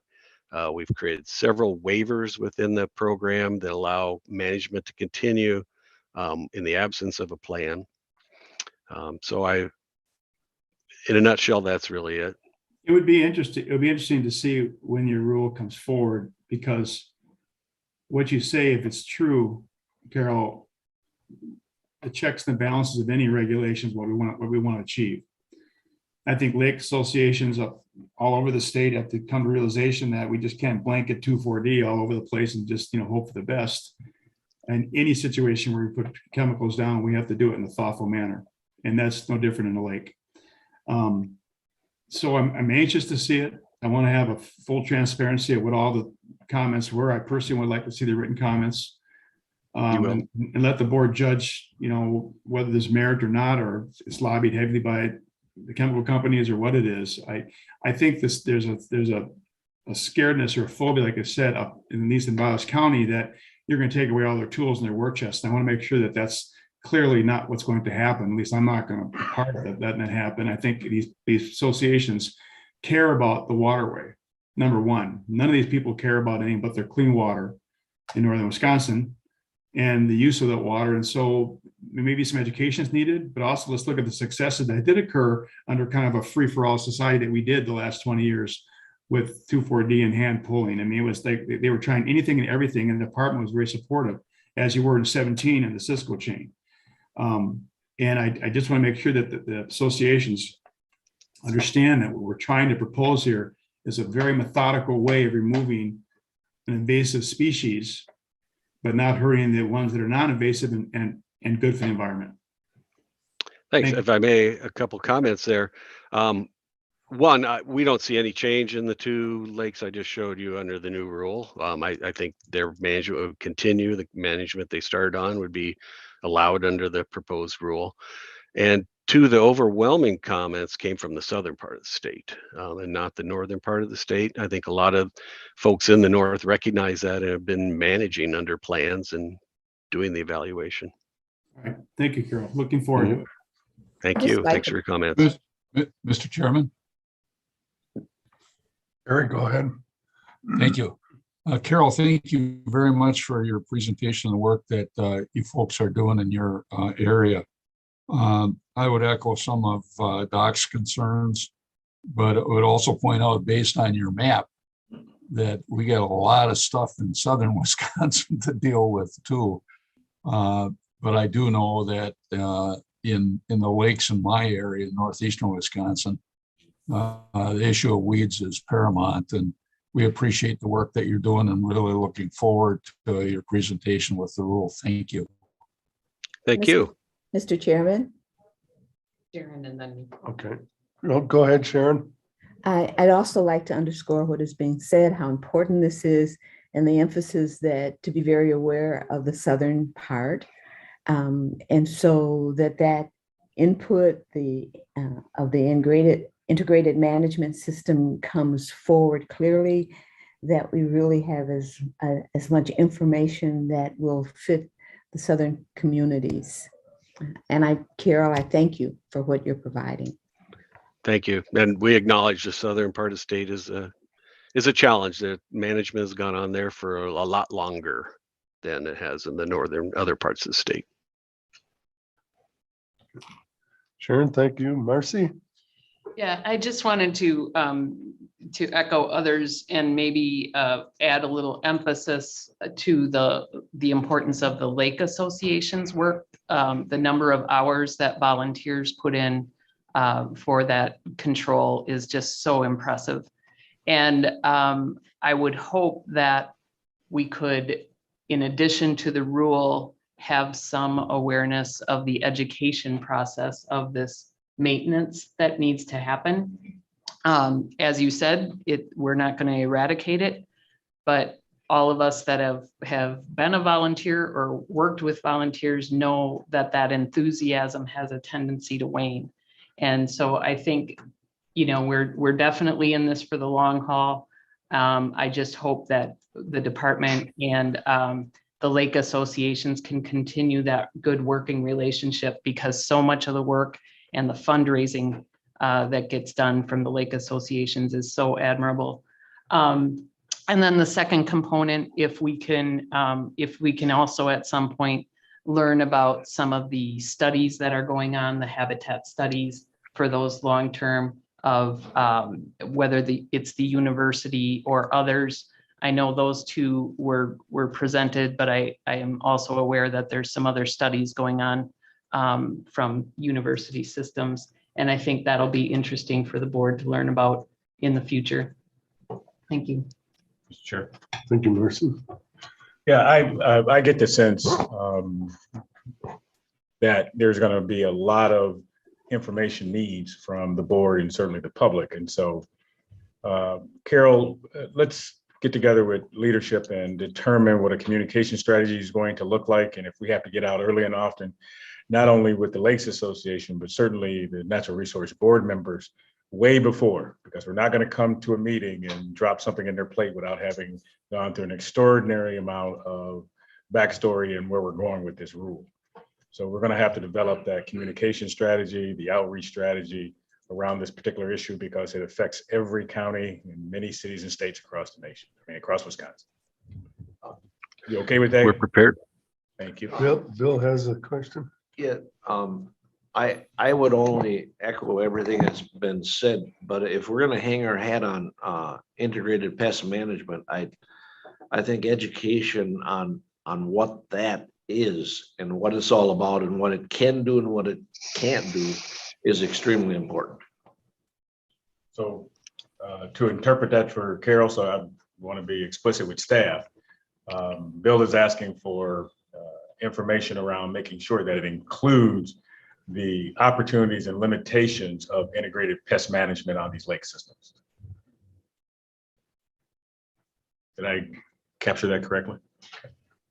Having been in your seats, I understand where you're coming from. So we're going to get you all the necessary information that you need to make a decision. Mr. Chair.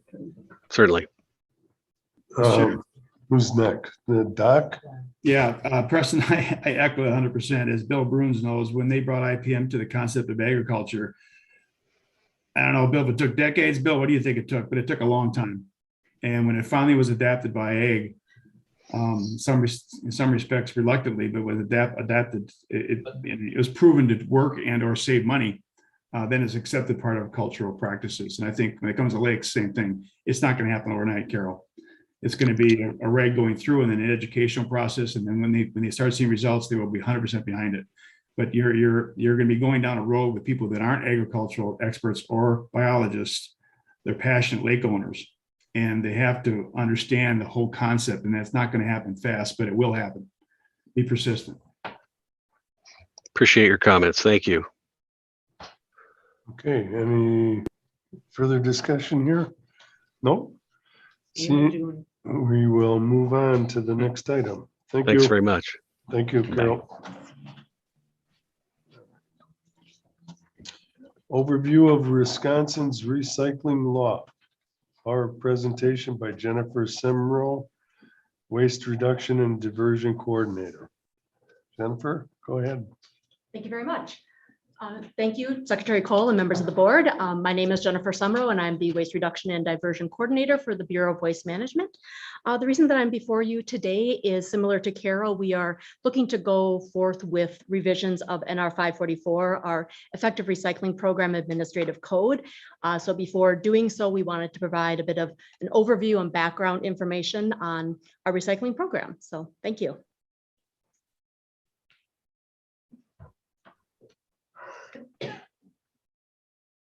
Okay, perfect.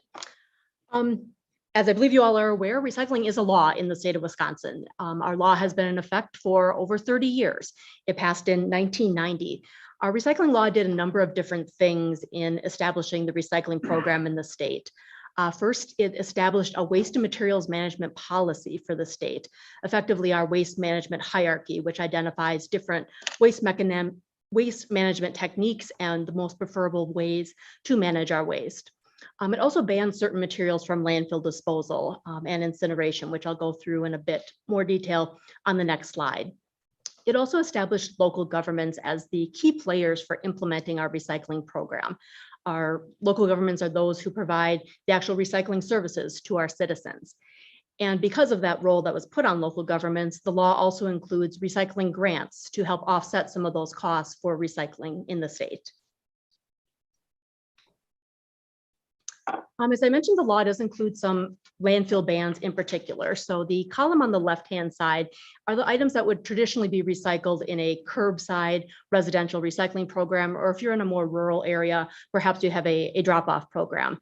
So the law specifically includes fiber materials that are newspaper, magazines, office paper, and cardboard. On the container side, our law specifically identifies steel, tin, and bimetal containers, as well as aluminum containers. Glass containers, all colors, as well as plastic containers, number 1 and number 2. Often we get the misconception that all plastic is recycling, all plastic containers or anything made of plastic is included, but we are limited in the specific plastic resins that are identified in our recycling law. The items on the right are also included in our landfill bans, but are not items that are traditionally picked up in a curbside program. They require additional management. So things like electronics, appliances, waste oil and oil filters, vehicle batteries, lead acid batteries, tires, as well as yard waste. One of the things I want to emphasize is our law was intended to keep these valuable materials out of the landfill because there is a better market for them. There are markets and these are resources that we want to try to keep into the productive society. Our recycling law has established roles for multiple parties. All of us have a role as members of the general public to recycle the items that I mentioned previously. We also are sort of following the value chain of recyclables when we look at the different parties that we regulate at the DNR. So I mentioned our local governments. Our law calls them responsible units. They are the units that are responsible for implementing our recycling program. So our responsible units are, again, those that provide the actual recycling infrastructure, the collection of the materials. Either they themselves will haul recyclables or they'll work with a private hauler. But one of our roles at the DNR as well is to license and oversee the activities of our recycling and solid waste haulers in the state. We have about 1,000 haulers, and amongst their duties are to keep segregated recyclables out of the landfill. They also are obligated to let their customers know that recycling is a law in the state of Wisconsin, which they're required to do both at the point of initially entering into a contract with a business or institution, as well as annually thereafter. And then sort of following our recyclables from the hauler, they're going to deliver them to a material recovery facility or a MRF. The MRFs are those that process the recyclables and are going to take what's commonly in Wisconsin single stream recycling. So all of those cans and bottles, paper and cardboard that's mixed together, they're going to have the task of segregating those out. And that is a highly mechanized task. Our modern material recovery facilities are very capital intensive and sophisticated operations.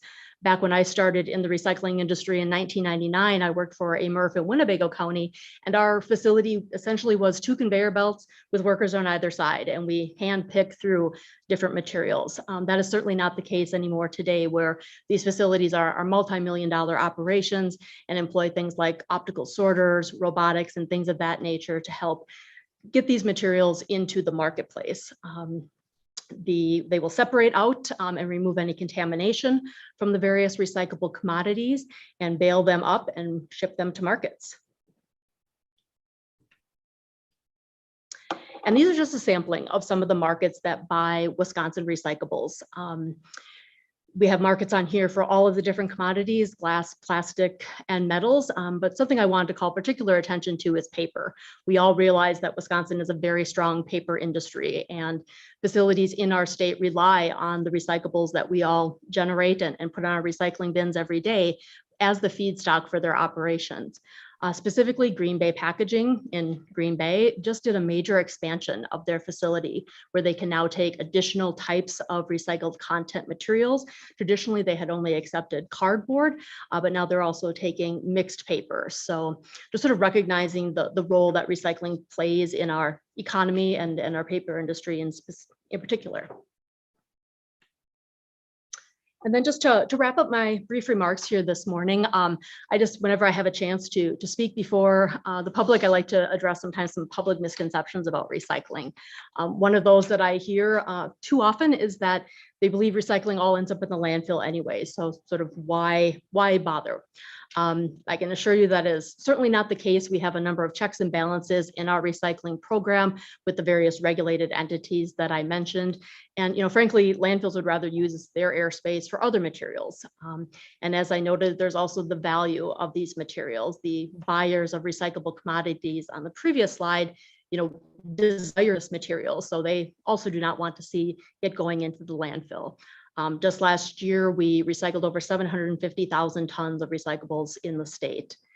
Again, there's the misnomer that recyclables aren't worth anything.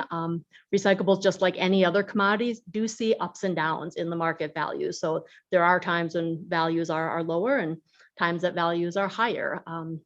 Just last fall, we did see record highs for certain recyclable commodities, including HDPE natural, which is the material that milk jugs are made of. Again, strong dairy state. We were seeing our material recovery facilities sell milk jugs for over $2,000 a ton, which is something we have never seen before. Markets still today are very strong, and there's positive values for the recyclables that we are collecting.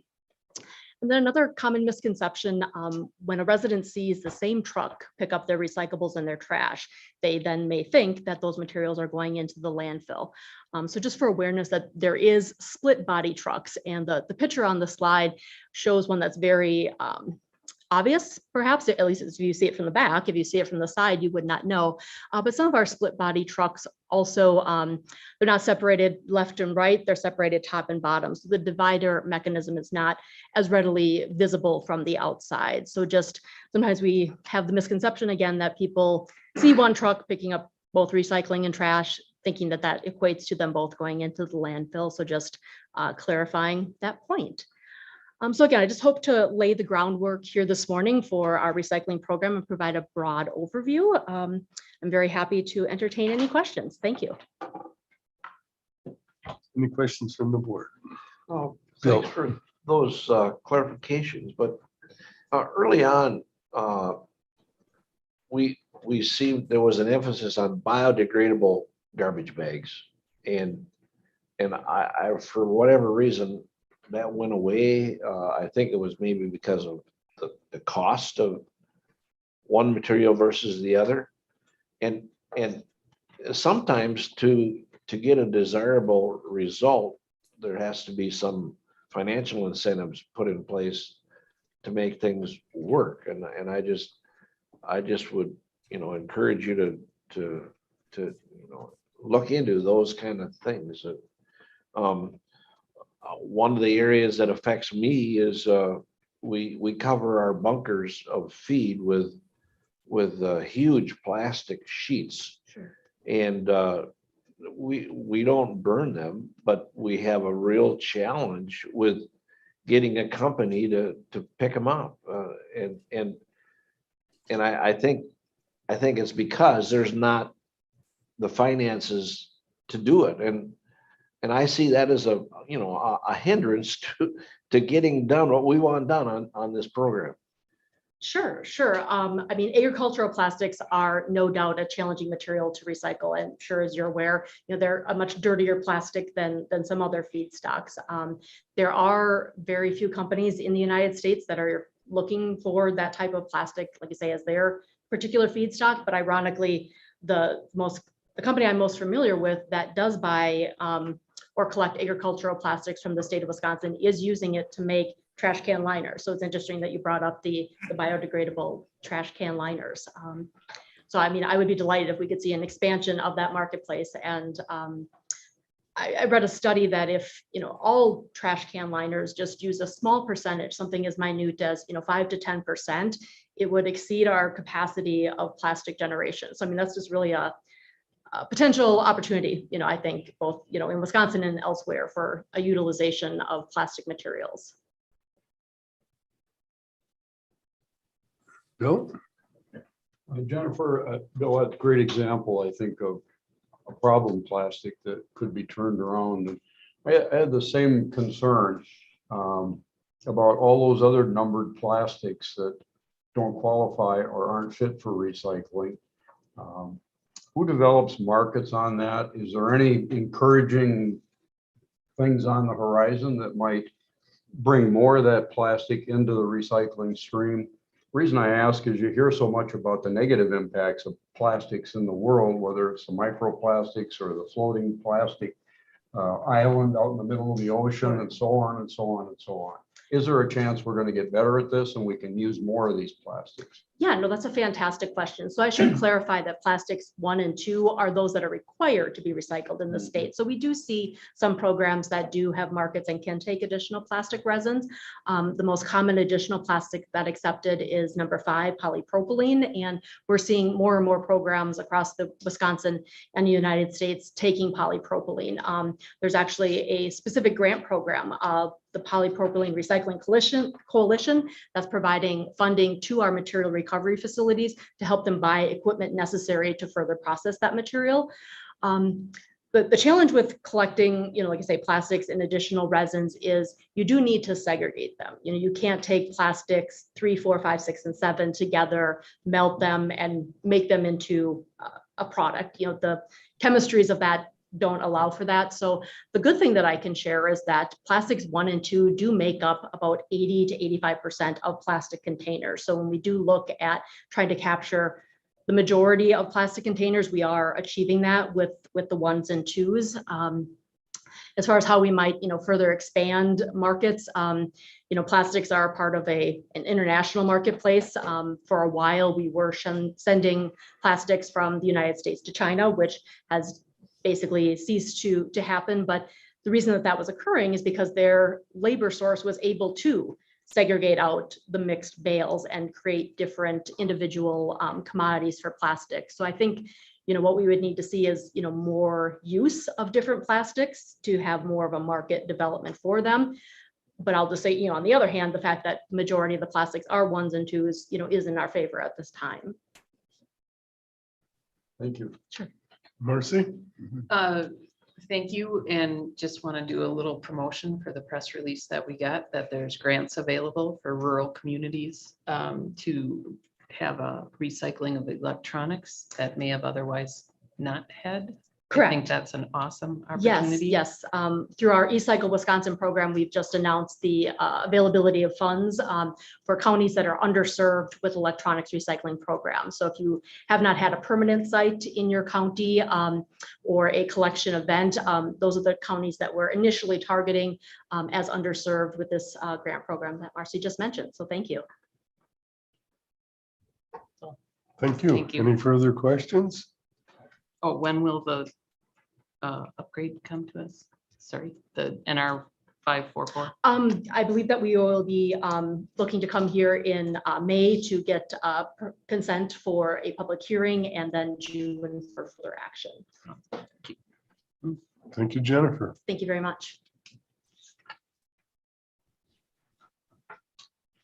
And an update on chronic wasting disease, CWD response plan implementation, 2021 CWD surveillance plan, and the second 5-year review of the CWD response plan. PowerPoint presentation by Amanda Camps, Wildlife Health Conservation Specialist, and Tammy Ryan, FWP Deputy Division Administrator. And you're Amanda. Go Yes, ahead, ma'am. Amanda. Thank you. Well, thank you for the introduction. Good morning, Secretary Cole and members of the board. I'm Amanda Camps, and great intro I just had there.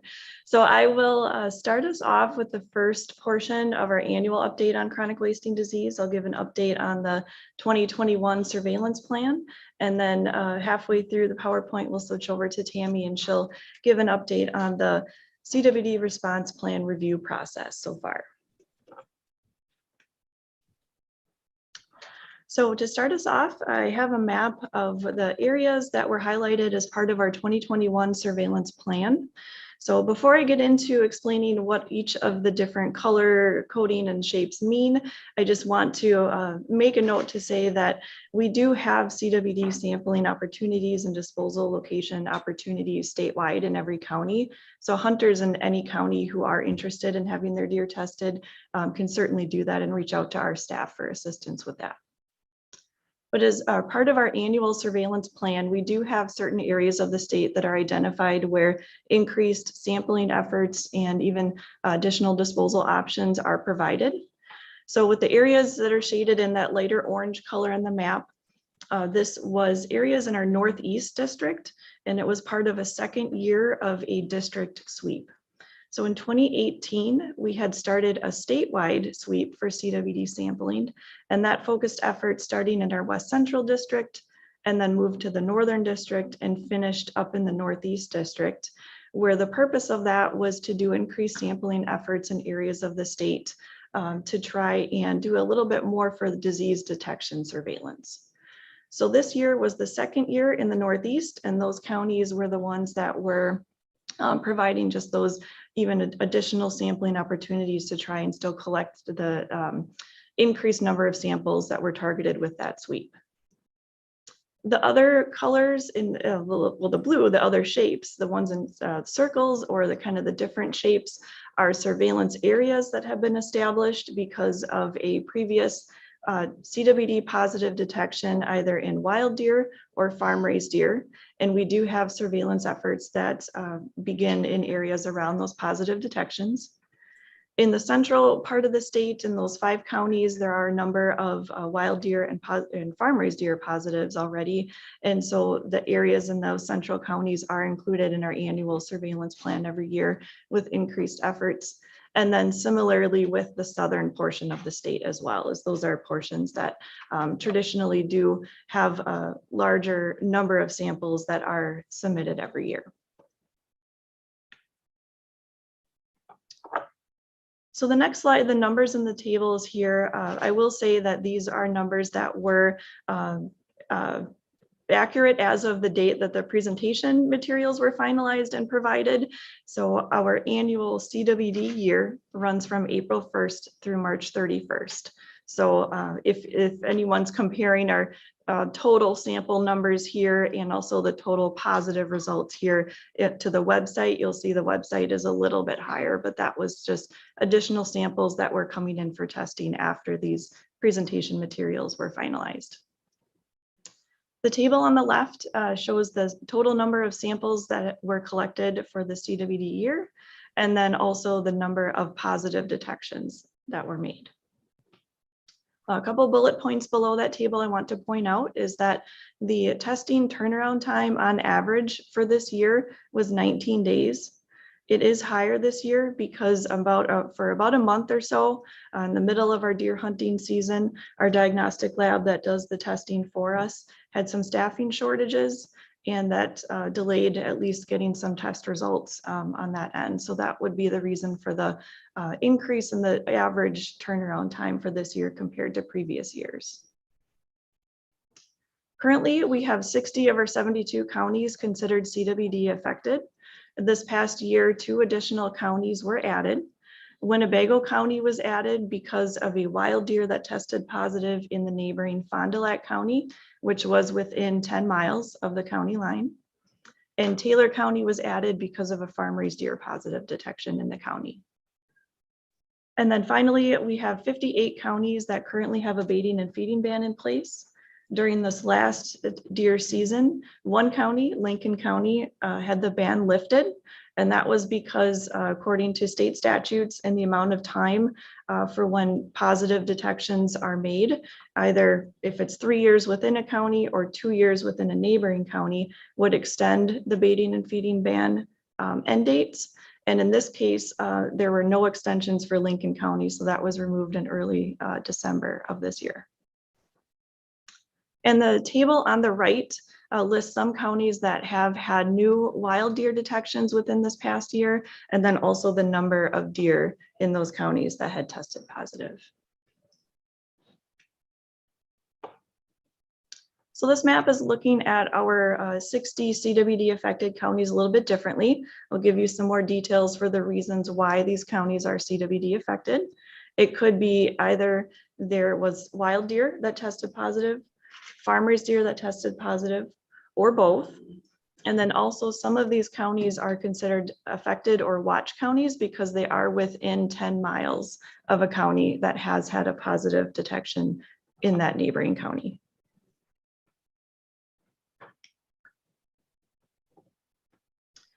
So this slide is in reference to one of the other documents that were provided with the green sheet.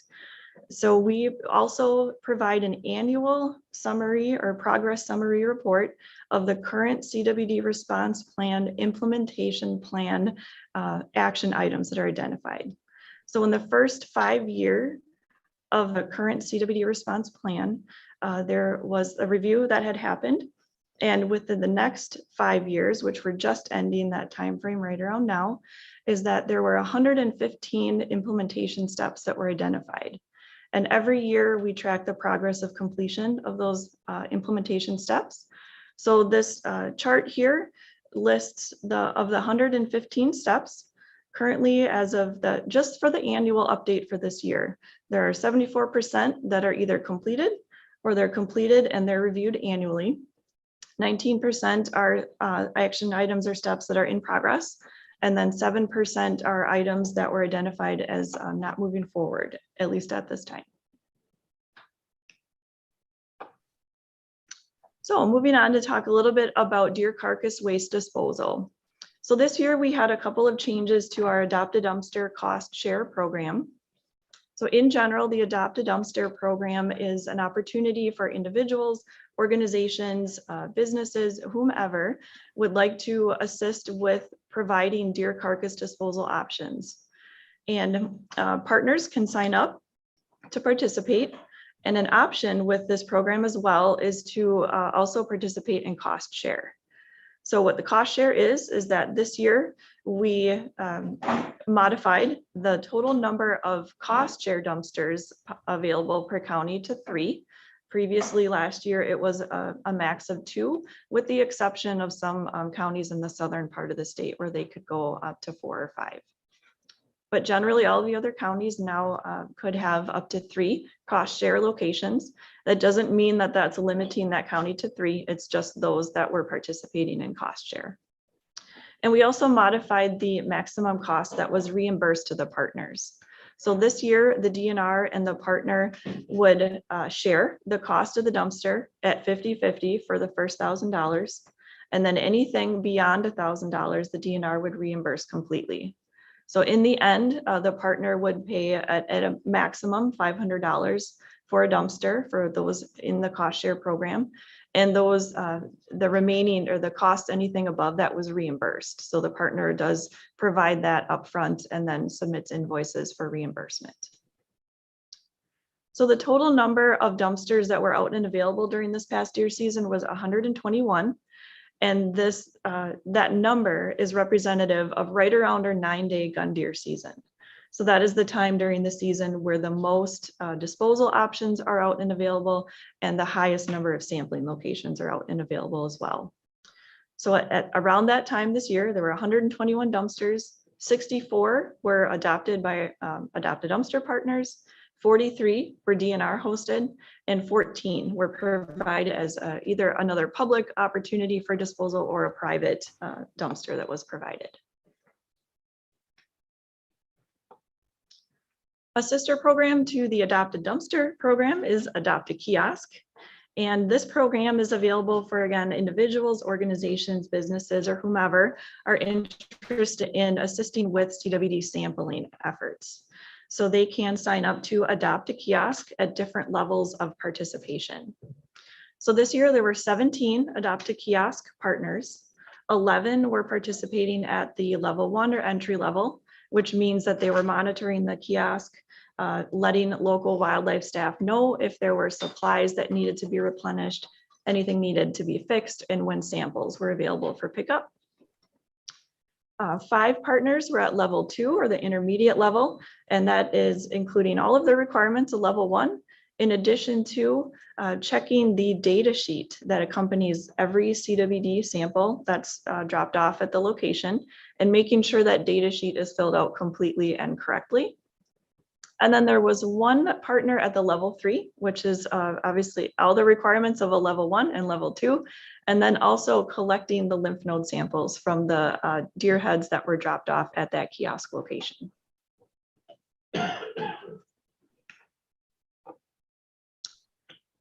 So this graph here explains a little bit about the history of the Adopt a Dumpster and kiosk programs. These were both initiated in 2018, and it's just a comparison of the number of participants or partners that we've had in each program each year.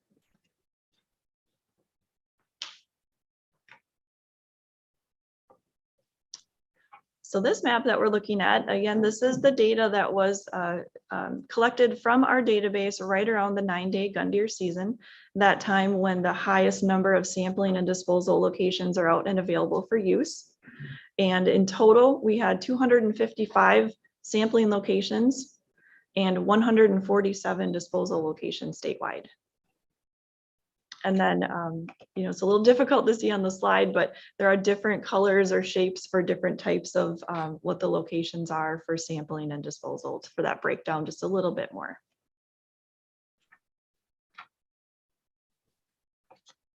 So we'll talk a little bit about communications. So this year we had received, this is the second year, we had received a grant from USDA, was specific for increased outreach and communications regarding CWD. So with the grant this year, we expanded our communications plan to statewide messaging that included a variety of different types of messages, both digital messaging, print messaging, and also direct messaging through like Gov deliveries as well. And also some regional messages specific for the Northeast District as they were finishing up the second year in their statewide sweep. And I have a picture of the updated kiosk instructions that were on or added to every kiosk location that we had this year. To produce these instructions actually came from our first year of the USDA grant, but this entire 2021 deer hunting season is the first time that we had this available for use on all of the kiosks. And it was a significant upgrade from kiosk instructions previously. And the instructions here also reference our Go Wild automation process to enter all the data electronically. And these instructions were also printed in a couple different sizes based on the style of kiosks that staff have out for use. And also they were printed on a more durable material than, for example, like paper that may be laminated. So hopefully the better durability here could withstand some of the elements a little bit better as well. And then during the winter months as well, I'll mention that we did include as part of our grant this year, radio PSA for information about not feeding deer in winter months and leaving at least their natural food items to their natural browse that they can find on their own. I have one slide here about our CWD processing center, which is at our state game farm. We moved in officially in spring of 2021. So we had our first full season for CWD sampling at our new facility. And working out at our facility, we have a number of staff. We have one FTE as the CWD processing center manager. We have 2 year-round LTEs, and then we bring in 2 additional 6-month LTEs to help during the fall and winter months.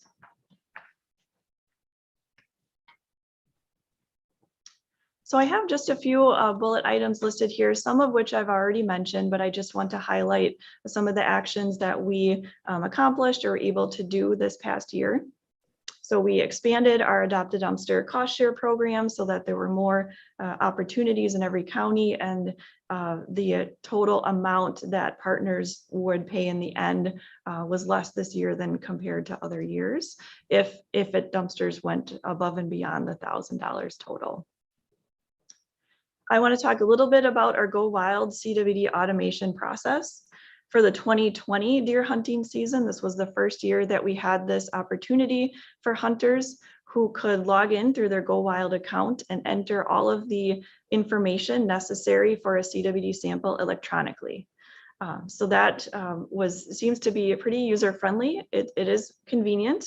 And we continue to take a look at that program, make any necessary updates if we need to. And we included messaging about Go Wild this year during all of our communications to try and really encourage hunters to use this option that's available to them. So again, we finished up our surveillance plan with our statewide sweep this year with the second year in the Northeast District. During the entire season for sampling, we did follow our COVID-19 operational protocols that we created within the past couple of years, just to ensure that staff, hunters, partners, volunteers, whoever was helping with sampling and disposal efforts were following those protocols to be as safe as possible. And then lastly, I mentioned one of the grants already, one of the USDA grants that we received for communications, but we also had received a second grant. And that one was specific for funding for deer carcass waste dumpsters.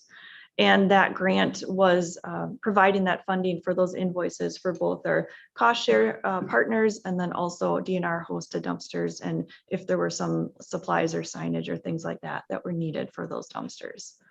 So it was the second year that we had received 2 USDA grants, and both grants were for funding for those deer carcass dumpsters and communications.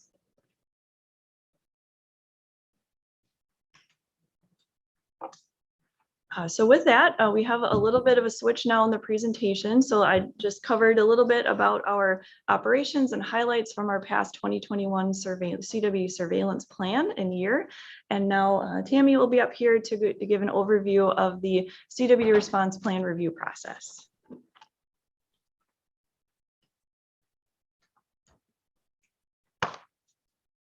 Good morning, Chair Kazmersky, Secretary Cole, members of the Natural Resources Board. I'm Tammy Ryan. I'm a Deputy Division Administrator with the Fish, Wildlife and Parks Division. I've been in this position since December. And but the prior 13 years to my current role, I served as the Wildlife Health Program Chief. And when I started that position at the beginning of that term, the CWD response plan was approved by the Natural Resources Board in March of 2010. And then during the last year of my term, so last year, I initiated the second 5-year review of the CWD response plan. So for this reason, it was really important to me personally to bring to you today this review, this update, and also because I'm very excited about the processes that were used in this review. I'm also happy to share that the recruitment for the next wildlife health team leader is underway. And I look forward to working with that new individual and the transition into their role, and particularly to the transition to their leadership for CWD response and management. So our response plan that takes us through 2025 and guides the department's actions contains within it the requirement for us to conduct a 5-year review. And so we completed the first 5-year review in March of 2017. And then this second review was initiated in the fifth year of the second. Okay, this review was conducted during year 5 of the second 5-year time frame. And so for this review, we formed a new committee, and their input is currently being taken into consideration for agency decision-making.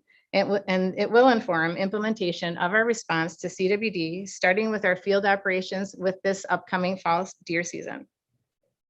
And then with the remainder of the timeline to 2025, we will continue to engage with this committee. And we will also work towards the development of a new plan that will guide us in 2026 and beyond.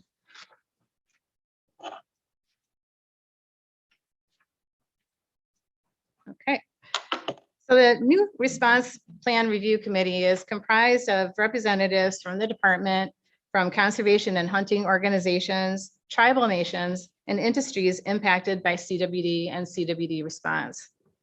The committee also received technical advice from staff in a variety of agencies, including staff from within the department, but also with the Department of Agriculture, Trade, and Consumer Protection, USDA Wildlife Services, the Wisconsin Veterinary Diagnostic Lab, and also the Wisconsin Department of Health Services.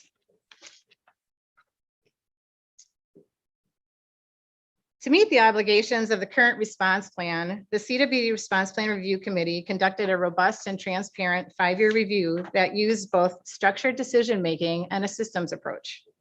Structured decision-making and decision science more broadly draws on many scientific fields, including economics, psychology, and computer science. It provides a framework to transparently deconstruct, analyze, and synthesize a problem in a way that makes efficient use of science, while explicitly accounting for stakeholder interests. It's a common sense approach that is used in many fields for complex decision-making.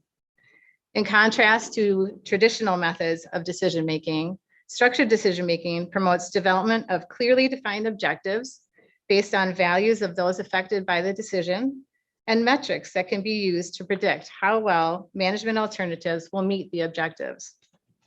The goals of the structured decision-making process are to improve the quality of decisions and ensure that those decisions are transparent and replicable. The process also explicitly acknowledges that science informs decision, but values ultimately determine which alternative strikes the best balance among multiple and often competing objectives.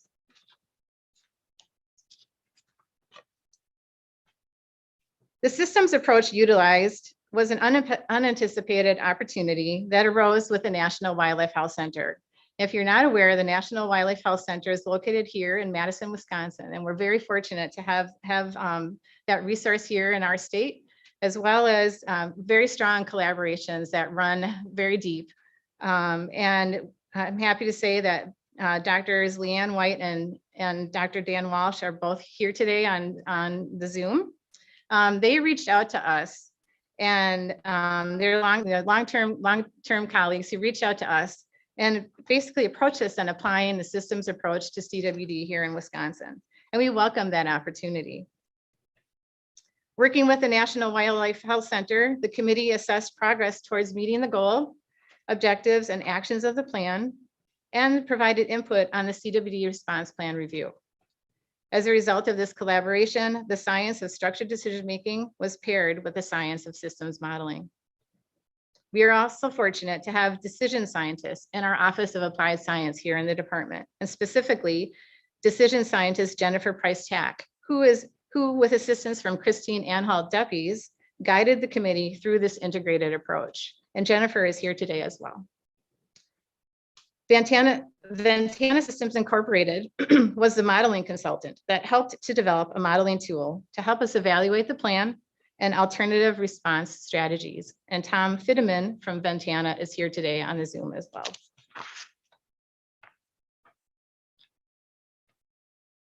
To work through this review and the identified processes, the committee met virtually 7 times between September of 2021 and February of 2022 to discuss and develop input on the plan's goal statement, objectives, and actions to inform the department's final decision-making process, which is ongoing at this time.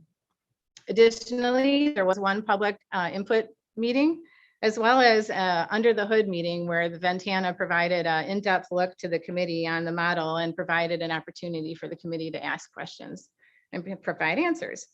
So the bottom line is the committee worked very hard and they should be commended for their work. Originally we set out thinking that they could complete this process in a 6-meeting timeline. We added on the 7th meeting. And again, we really appreciate all the work that they've done. So as a result of this review, the goal statement and objectives were first reviewed and then were revised, and then sub-objectives and metrics were defined. Also through this review, actions were proposed and alternative response plans were developed that varied across 3 dimensions, including the geographic allocation of resources, how the work of the plan is completed and by who, and the deer sex and age classes. In total, there were 15 alternative plans developed. Regarding the systems approach, the committee worked with a modeling consultant to dynamically map the complex relationships between the biological, social, and political processes for CWD and to explore hypothetical scenarios within and outside of the DNR's legal authority. And they also conducted sensitivity analyses to identify leverage points in the system that would increase the performance of CWD response relative to the alternative plans. The tool provides a powerful framework to compare the effectiveness of CWD response alternatives, to discover potential novel management approaches, or identifying new means of implementing existing tools to improve deer herd health while explicitly involving stakeholders and accounting for social political challenges. The outcome is a decision support tool that the committee and the DNR can continue to use for examining CWD and its impacts on deer and stakeholder objectives through a series of causal maps and models that describe CWD links, ecological and social processes. There's just one example here on the slide, but there is a multitude of these loop diagrams and they're all interconnected and related. So a defensible and transparent decision-making process is crucial to the long-term success and support of CWD response plan programs.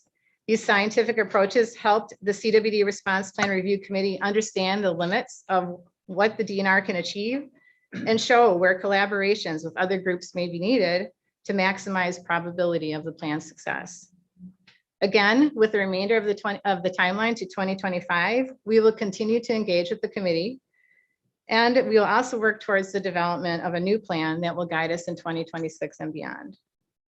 Our collaboration and partnership with the National Wildlife Health Center and Ventana on the systems model will also continue in the year ahead and possibly the year thereafter. So that concludes the overview of the second 5-year review of the CWD response plan. And Mandy and I welcome any questions that you may have, as well as we may call upon the various partners that I referenced during my presentation. Thank you. Any questions from the board? Before you start, bring Ms. Deppies and others to the table so that the larger population of people can meet your team. This is Jennifer Price Stack, who I referenced. Okay. Well, I'm referencing the, considerable amount of material you gave to the board and the considerable amount of work that went into it. On page, I don't know what page it is, but it's table 4. And you kind of put together 8 plans and then you modeled them out. And here's the number 1 comment, or the first comment. None of the plans have much impact on prevalence rates in the endemic area relative to the status quo. And then you go on to say that the best plan of the 8 isn't going to cut it because it's not socially acceptable.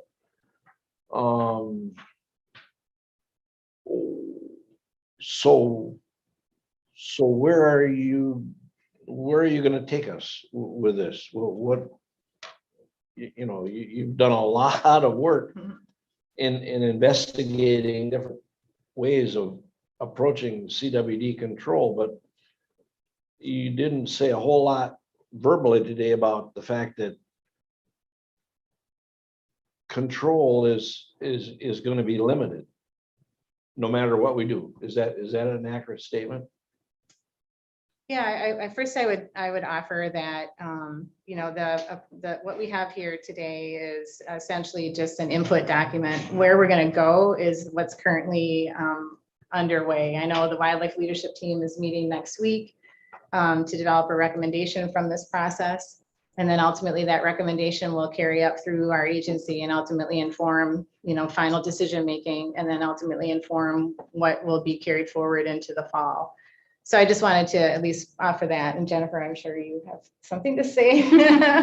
Yeah, I mean, I think that the hard work and what this framework has given us is some really important information on how difficult this decision is, that there are these really important trade-offs about how are we going to meet these objectives to minimize CWD while also acknowledging some of the negative impacts that CWD response has on our tribes, on our stakeholders. And so this is an informational tool. It's something to aid in the decision-making, and we'll be working closely with wildlife leadership team to look at this, see are there any other actions on the table that could help us get to where we want to go. So I would say that's what we have, and we're trying to provide as much transparent information as we can for a very, very difficult decision. One more question. I noticed there was considerable language in this report on concern about keeping diseased deer from our elk herd. And well, I so far what we know of our elk are clean or free of CWD, but is it just a matter of time? And then my follow-up question to that is there a vaccine for CWD? And could that be something that we could vaccinate our elk herd to protect them or give them some protection? It would be impossible to do the wild herd of white-tailed deer, but that was just a thought I had when I was reading through the material. Yeah, that's an excellent thought. And as someone who personally worked on the elk translocation, and Mandy as well, certainly I appreciate where you're coming from. Elk certainly are susceptible to CWD. They, for whatever reason, they seem to be less susceptible than white-tailed deer are. So, I guess our hope would be that, we can continue to keep the elk herd free of CWD. But as far as the vaccine goes, there is a history of vaccine research that's occurred, some of which has not come, actually the animals became more susceptible to CWD after being vaccinated. So, I mean, there's, you know, it's a lot of, it's an iterative process. There's more vaccine research that's being done primarily out of Canada. It is something that we hope will be a tool in the toolbox someday. It's currently not. And, you know, the development of vaccines take decades to get to final approvals, but if and when that point in time comes, and depending upon the size of the herd, it could be a pretty significant undertaking. But, you know, certainly we have the skills, we have the ability, we know how to capture and collar elk on a regular basis. So, you know, I think that there's some hope there. Any other questions? Bill? Yep. Thank you for a very thorough and a very complete report. There's been an awful lot of work that's gone on. And it's clear that a lot of the objectives that you laid out have made progress. And you've set the stage with a very broad-based team and with models that I don't understand, but I am confident in your enthusiasm. Makes me confident that they're going to be very helpful. I have a real simple question to ask, but it's a very difficult one. When this plan was, the response plan was approved 10 years ago, there was a very simple goal statement made that said minimize the area of Wisconsin where CWD occurs and the number of infected deer in the state. And we're 12 plus years into that response plan. I don't think anybody expected us to have the problem solved at the end of that 15 years. But I would like to just ask you for a very simple statement of where you feel we're at in that progression. Are we moving forward? Are we not? And it's really to set expectations for this end of this 15-year plan and the decision-making process that we're really embarking on in the next couple of years that we're all going to be part of. Bill asked, where are you taking us? I guess my question is very similar to that. Where do we go from here? Where are we at with this goal that we've set? And is there anything out there on the horizon that gives you optimism that we've got a chance to make some progress in the next several years on CWD?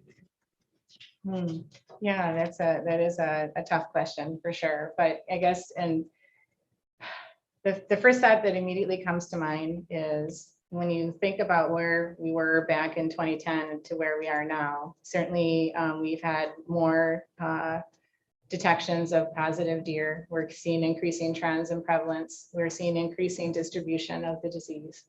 So as far as you know, hitting that goal, that original goal that you stated, you know, I think the realization is that no, it's not feasible for us to do that.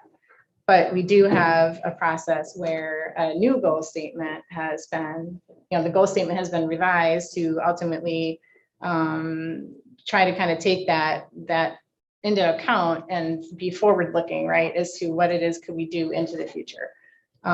So using that goal and then the revised goal and then adapting our response, you know, with that insight is kind of what the intention is, right? We're trying to look forward not only to the next year, but in looking forward to the longer term. And what are we going to do with CWD into the future? And so that next CWD response plan, I mean, really the plan that we have, we've got 3 more years to go. But we recognize that things aren't where we'd like them to be. It's time to start now, right? Let's not wait until 2025 for the plan to expire before we embark upon a new strategy. So we're embarking upon that new strategy now. Tammy, one of the tasks in the plan was to keep an eye on our peers, meaning our colleagues outside the state, other states, other agencies, other institutions, what kind of things are going on nationwide and how they might apply to us. I know there are some tools being tried in other places that we're not able to use here and try here. Are we keeping a close eye on that and looking for other types of approaches that might work here in the future? Absolutely. All of us standing here are involved in a variety of committees and interactions with colleagues across, in other states across the region and the nation. Within the Association of Fish and Wildlife Agency structure, our Midwest Association of Fish and Wildlife Agency structure, there's ongoing collaborations, communications, sharing experiences, what's working, what's not working. We have monthly meetings. We've had monthly meetings since January of 2020. We hosted a CWD symposia at the Midwest Fish and Wildlife Conference, and we've met every month ever since. And that's one example. We've got the standing Midwest Fish and Wildlife Health Committee. There's a research initiative that was initiated out of Michigan, and Mandy's on one of those committees in regards to outreach and communications. Our scientists, and Jennifer and Dan Storm, are ungulate specialists. He's meeting with his colleagues and talking about our Southwest CWD deer study, and that's being done in other states. And we're constantly learning from one another and trying to ultimately make an impact, support one another in this challenge, but also ultimately, try to get to a regional impact if we can. Thank you. We'll look forward to further discussions in the next couple of years. Yes. Mr. Chair. Thank you. And I just would like to add, well, thank you for your report and the comments. And I'd like to follow up a little bit more with what the bills have placed before us. And that's really informing us what is making advances with the peer group, that information comes to us so that we have that type of view too, that lens. Okay, thank you for that. Mr. Chair, Tammy, before you go on, could you introduce Mr. Finneman and Ms. White so that everybody knows who's on the call and if they have any comments that they'd like to offer? Yes, that'd be fantastic. Mr. Fitteman, he's with as one of the key analyst strategic areas. He's on camera. Hi, Tom. You can go ahead and introduce yourself if you'd like. But so Tom's with Ventana, and then Leanne. Nice to see you as well, Leanne. Thank you for being here. And she's one of the deputy administrators at the National Wildlife Health Center. So and we work very, very closely with her as well. So Diane or Leanne and Tom, please. Good morning, everyone. Thank you for allowing us to attend. Tammy is correct. I am the Deputy Center Director for the National Wildlife Health Center. And it's been a really interesting few months working with you all. We've learned a lot, and we're really looking forward to continuing to work with you over the next year. Tom, did you want to introduce who you are? Sure, I'm Tom Fitteman. I'm with Ventana Systems. We're a small mathematical modeling and software company. I'm actually kind of a modeling generalist. I do some epidemiology, but not previously chronic wasting. I do a lot of other things, from climate and energy policy to beverages for the world's biggest beverage company. But it was really a terrific experience working with this team, because the DNR has such a deep bench of expertise in kind of all things ungulate and pathology. And certainly, just to offer one comment, it is a very daunting problem just because of the nature of the disease mechanism. And control is difficult. It takes, a 50 to 80% reduction in transmission by various means to achieve control, let alone reverse growth. That's sort of the difficulty of that, is compounded by a great deal of uncertainty about exactly how the mechanism works. We know kind of the aggregate outcome of 20-30% growth a year, but we don't know exactly which pathway is the highest leverage, whether it's reducing direct social interaction among deer, or whether it's carcass transport, or some other aspect of environmental prion deposition. But the flip side of that is that means there are a lot of opportunities for control. And at present, it looks like even full execution of the plan doesn't achieve that control. So maybe more tools in the toolkit are needed, but that doesn't mean that it's impossible to achieve control. It's just going to take some new strategies to get that done. Mr. Chair. Quinn, go ahead. So I have just a real quick question for the team. I've heard from a number of different deer farmers that they're working on and being successful, in their opinion, on some genotyping with their animals to be resistant to this. Is there any thought with the department? Is there any possibility there? Is there any research being put towards that in the next plan or now? As far as getting animals that are captive into some type of, situation where they're genetically vaccinated?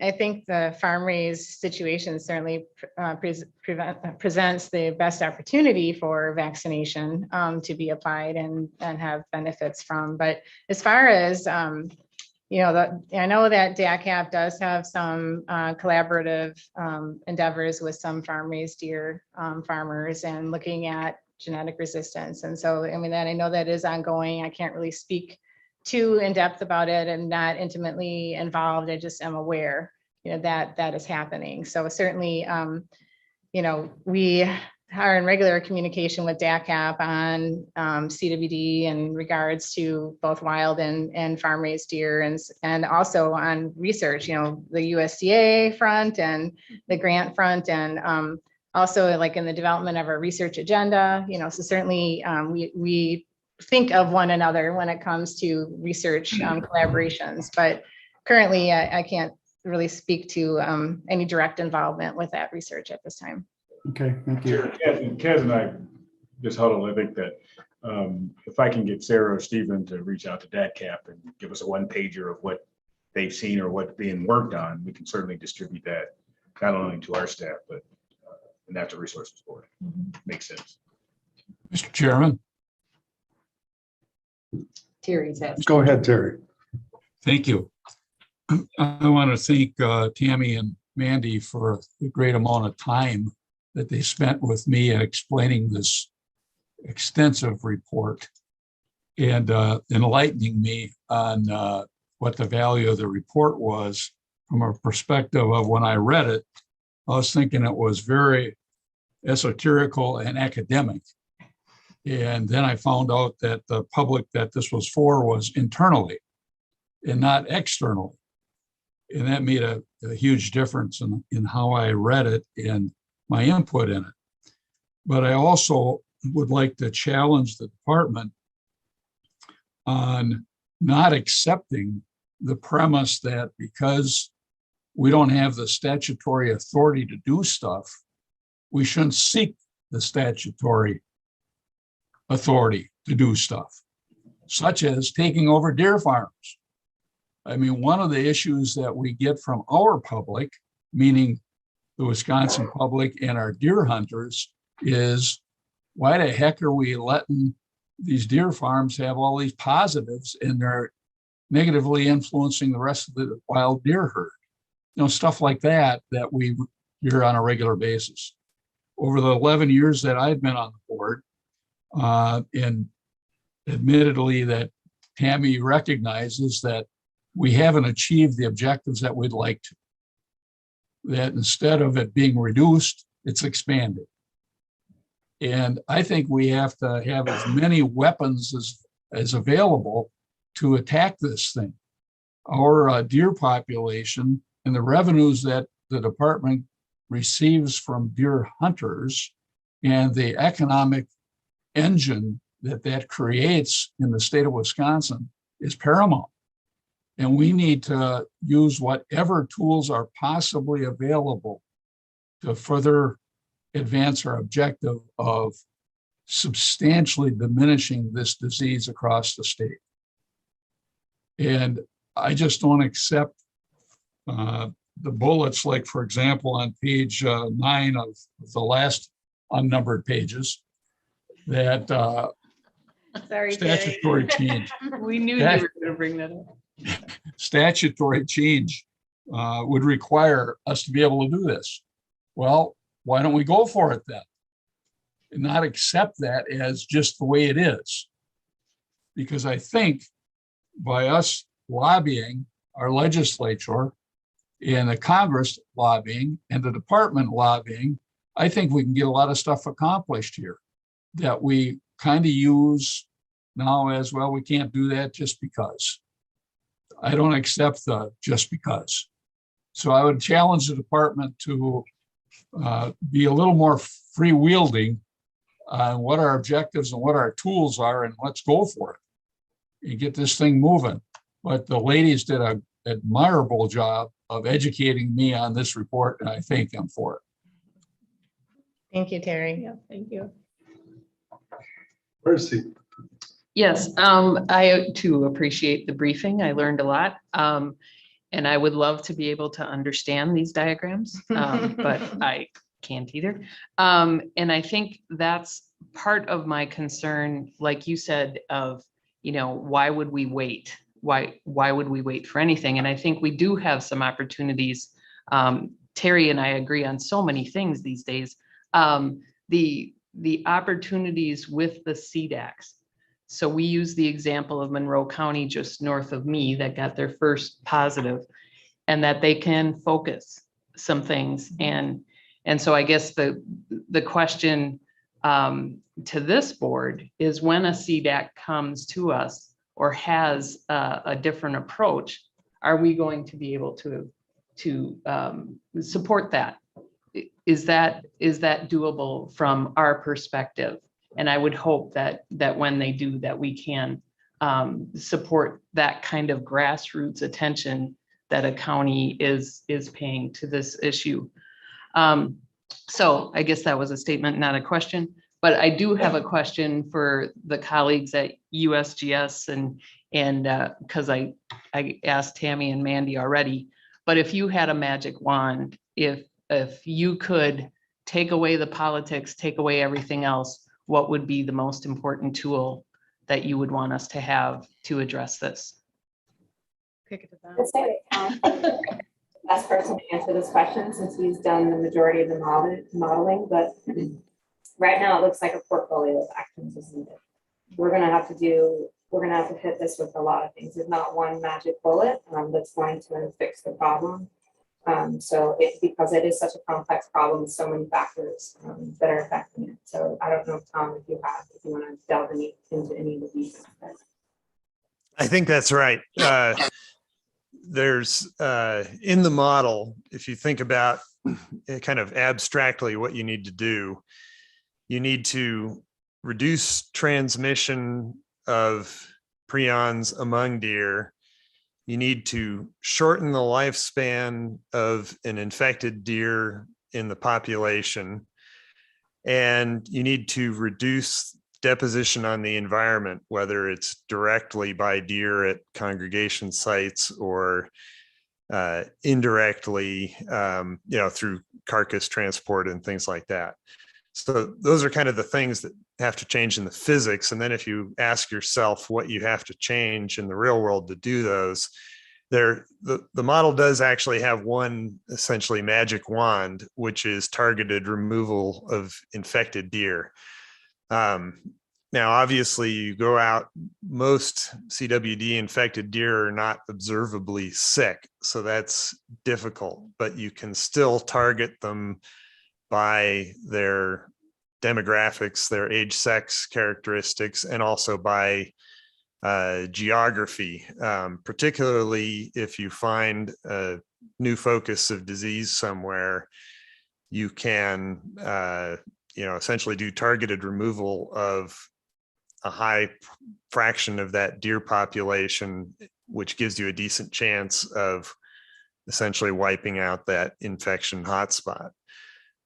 That's one thing that works, but in general, one of the insights out of the model is there's no single action that you can do at a kind of plausible level of effort that gets the job done. You need to hit carcasses, you need to hit hunting and density and a bunch of other things in order to get together a portfolio that gets the transmission reduced enough to bring things under control. Quick follow-up, please. So for that, do do we have enough testing, the prevalence of testing to be able to do that, in your opinion? The percentage of deer being tested after harvest? Testing is definitely a key part of that, particularly for kind of the leading edge areas or these kind of remote hotspots or sparks that crop up, because the disease is growing exponentially 20-30% a year. So every year of delay in detection is another 20 or 30% of problem that you have to deal with. And actually, if you can detect the problem when there are only a few deer, you do have a decent chance of either wiping it out through targeted hunting or just actually by luck that the few infected deer die before they pass it on. So early detection is really important for that. And we did model testing. We didn't do kind of a detailed geographic assessment of the state, but it does look like there are a lot of places where positives pop up that have very low testing levels of, fewer than 10 tests a year in a township, which gives you, not good chances of detecting an infection that's down around the 1% level or below. So certainly more of that would help. But of course, if you test and you find positives, you've got to have something to do to follow up. If nothing's going to change after positives are detected, then that doesn't help much. So it's sort of a necessary but not a sufficient action. But Kaz, is my memory gone or incorrect? We've tried targeted removal before in the state. Is that not correct? Yeah, we did that in Iowa County. And how successful was it? It was not successful. Okay, I don't know a whole lot, but with the avian flu, with the chickens, you know how they eliminate it? They wipe out the entire flock and they start fresh. We can't do that. That's not a possibility. It's just not. And I think we miss some of the point. And I understand when you got your head buried in CWD every day of your life, your battle becomes with CWD, but the hunter's battle and deer's battle is surviving CWD. So it doesn't do any good to have a remedy to kill CWD if it means sacrificing your deer herd. And that's the social problem that we run into with trying to manage CWD. But the other component of the report is that we're basically running a science experiment of people eating meat from potentially infected deer. And we've seen how viruses and other things can transfer from one to the other. And I heaven forbid it ever happens, but somebody's going to look and say, oh my God, this transferred. Why didn't the DNR know this? Or why didn't anybody do anything about this? I don't think we can bury our head in the sand on that. Marcy, everybody's aware of that. And this DNR provides testing for those people that have a concern. It's kind of like making a decision to wear a mask or not wear a mask. That's the individual's responsibility. And we are not getting a lot of people having deer tested because they're looking at, it's been in Iowa County for 40 years. People have eaten tainted deer with CWD for that long, and there has been no human result from it. So that's when it mutates, is what it- but that's, I'm just telling you how the people are perceiving it. The hunters out there are perceiving it. So for us to avoid the risk of liability that somebody eats a deer and dies, it's out there. It's known, it's out there. There's a possibility of it transmitting, and we provide testing to anybody that wants it. And what more can we do? Well, but I don't think it's only a hunter's issue. A hunter's issue, if it does transfer and gets into, again, heaven forbid, cattle, dairy, sheep herds, whatever. I don't think that we can leave that out. And that was one of the things we talked about in my briefing is landowners play a really important role, whether you're a hunter or a non-hunter. Our herd is not healthy. There's so many deer in the southwest area of the state. But Not just CWD, it's not healthy to have But that it's many been deer on the landscape. landscape since the 60s that we know of. And there hasn't been that transmission crossover. So sometimes history and data is as good as modeling that what happens if it morphs. It hasn't, and we all know that. Every hunter out there knows it too. So that's why it's a social problem. Mr. Chair? Interesting. Yes, Doc. Haven't we already been told by the scientists that it does not transmit from venison to humans? Hasn't that already been discovered and just debated, or is that still a question? Well, go ahead, answer the question. It's still a question. It's still a question? Still a question. Correct. Mr. Chair, Keith, you look like you have this burning desire to step to the microphone. Jumping out of his chair. Come on up, Keith. Thank you, guys. I'm Keith Warnke. Yes, go ahead. Keith Warnke. I'm the division administrator for the Division of Fish, Wildlife and Parks. And these folks in all of our CWD work, I think they've done such a great job with all of this. And what I would say is the question is out there, what more can we do? And that is precisely what this model is informing us on.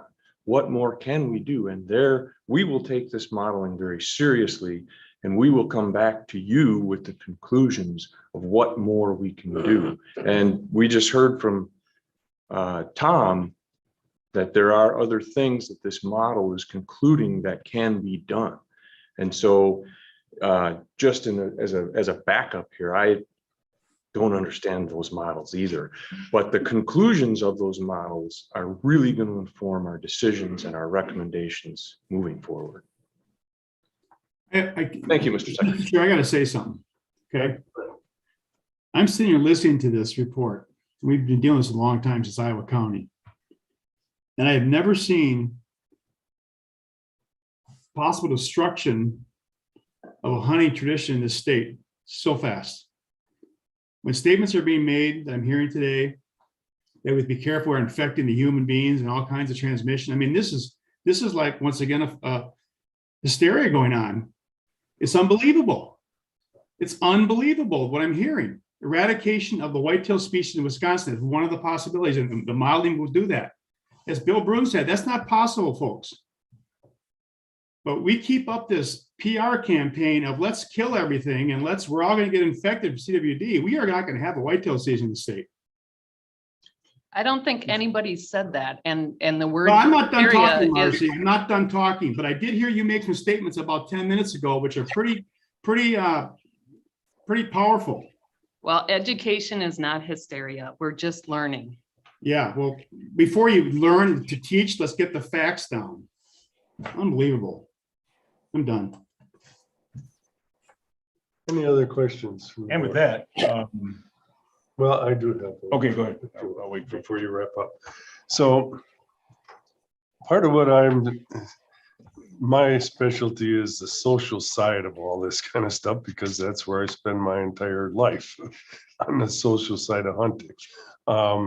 So I noticed a few years back, we finally got the department to make presentations on a map with dots where the positives were in 10-mile circles within those positive cases. They presented a map at one board meeting, and and I'm talking only in wild deer. So we're not communicating to hunters. You want targeted harvest, but we're not telling them where it is, because we're showing a map of 68 counties that is all shaded. And we know that CWD is not present in that entire area. The national media runs with that because that's the only map they see. And we still do not have a map that shows where CWD is in the wild deer. And to me, that is ridiculous. If you want hunters to target where CWD is at its highest, they need to know that information. So I really wish we would get that presented in anything we do in CWD, so we don't have this stigma out there that 68 out of 72 counties is rampant with CWD, because it's not true. It's false. Yeah, I respect that very much. And I do recall this conversation from the past. We did change the legend in the map so that it does delineate what counties are wild deer counties and what counties are just designated because they're adjacent.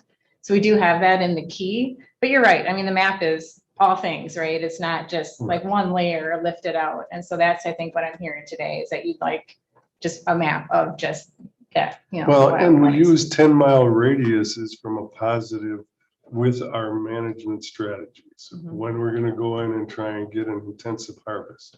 So if it's within 10 miles showing as a positive area, I'm fine with that. But we don't take the southeast corner of Marathon County and we find a positive there and include the northwest portion of Marathon County, which is miles and miles away from that positive deer. So that's where the concern is that I see.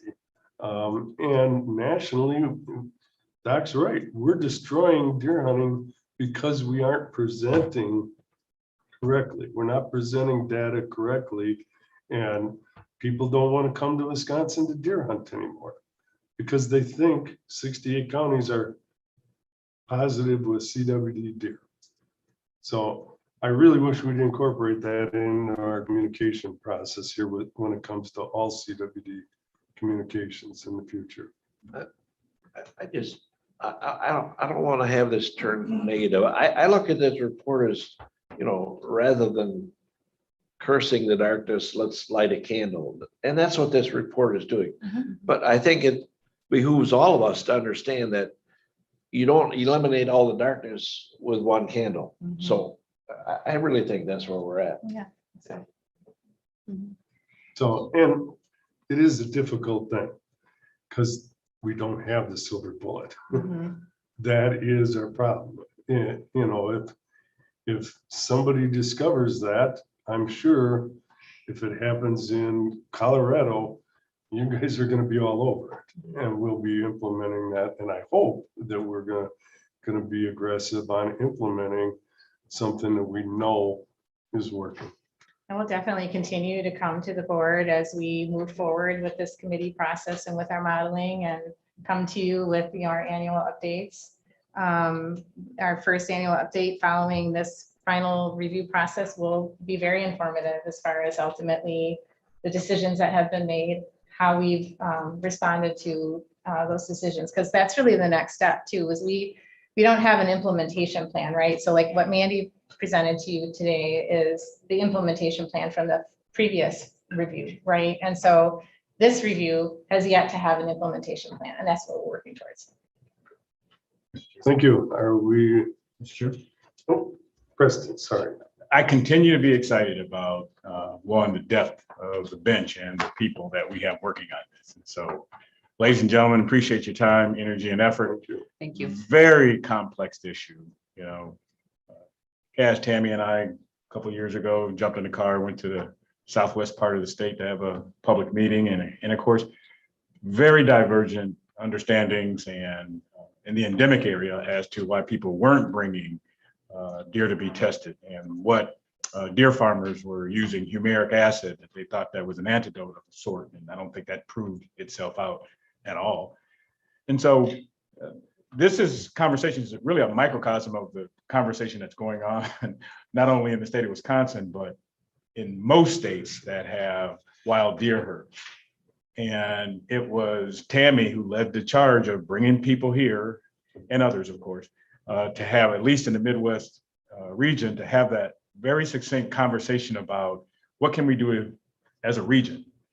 And what we found was one of it is that deer don't follow, jurisdictional lines. That we should be managing this herd as a region, and many other types of advents about and brought those researchers together in the closeness of we're in this together.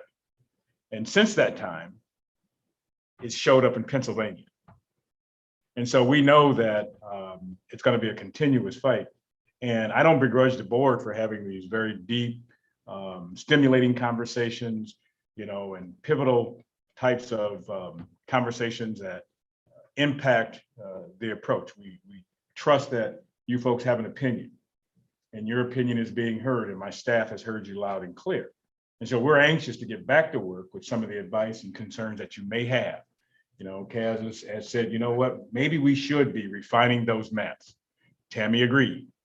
And so this is the way the cookie crumbles. And as an advisor to the secretary and to the Department of Natural Resources, I hold what you say in great opinion, because I know this is an important topic for each and every one of you. And so I'm excited about the bench that we have, not only the people on the TV, but these three young professionals that are standing before you. Call them if you need them. Their light is always on, and they'll be always willing to take your call. Am I right, ladies? Absolutely. Thank you. With that, Mr. Chair, I'll turn it back over to you. Okay. Thank you, ladies. Thank you. And thank you very much, ladies. Very informative. All right. You're on me. Department Secretaries Matters, Preston Director. Thank you. 6 retirements. Thank you, Mr. Chair. And you should have seen Kaz work that room in the southwest part of the state. Nonetheless, retirement recognitions. Brent L. Alderman, who you all know and love, of course, for 35 years. Terry K. Boone, Parks and Recreation, 37 years. James McCloskey, 29 years. Warden Daniel Michaels, Public Safety, 30 years. Linda Alver, Customer Service, 25 years. And Deborah Roybeck, Technical Services, 21 years. And Mr. Chair, I looking for a motion for these approvals of these retirements. I have a motion. Move approval. Second, Second, with the thanks. all in favor? Aye. Opposed? Motion carries. The acts of the Department of Secretaries and relative to real estate is within your packets. Move to approve. Thank you. Second. Voice from nowhere. Looking for a second. He's pushing for. Right. Before me. Vote. Did anybody We don't need to second vote. that? information. We don't need to vote. Oh. And Mr. Thank Chair, you. Mr. Chair, I turn it back to you. Those are all that I have. Okay, thanks, Preston. All right. Yeah. Hold on, wait a minute. Oh, my bad. So. Yes. Sandy Nance and Keith, why don't you come to the podium as well? I want to introduce you to Sandy. I know you know Sandy. And so, Sandy, before you start, Keith, can you talk a little bit about where we are on CDACs and where they are? Yeah, Generally speaking.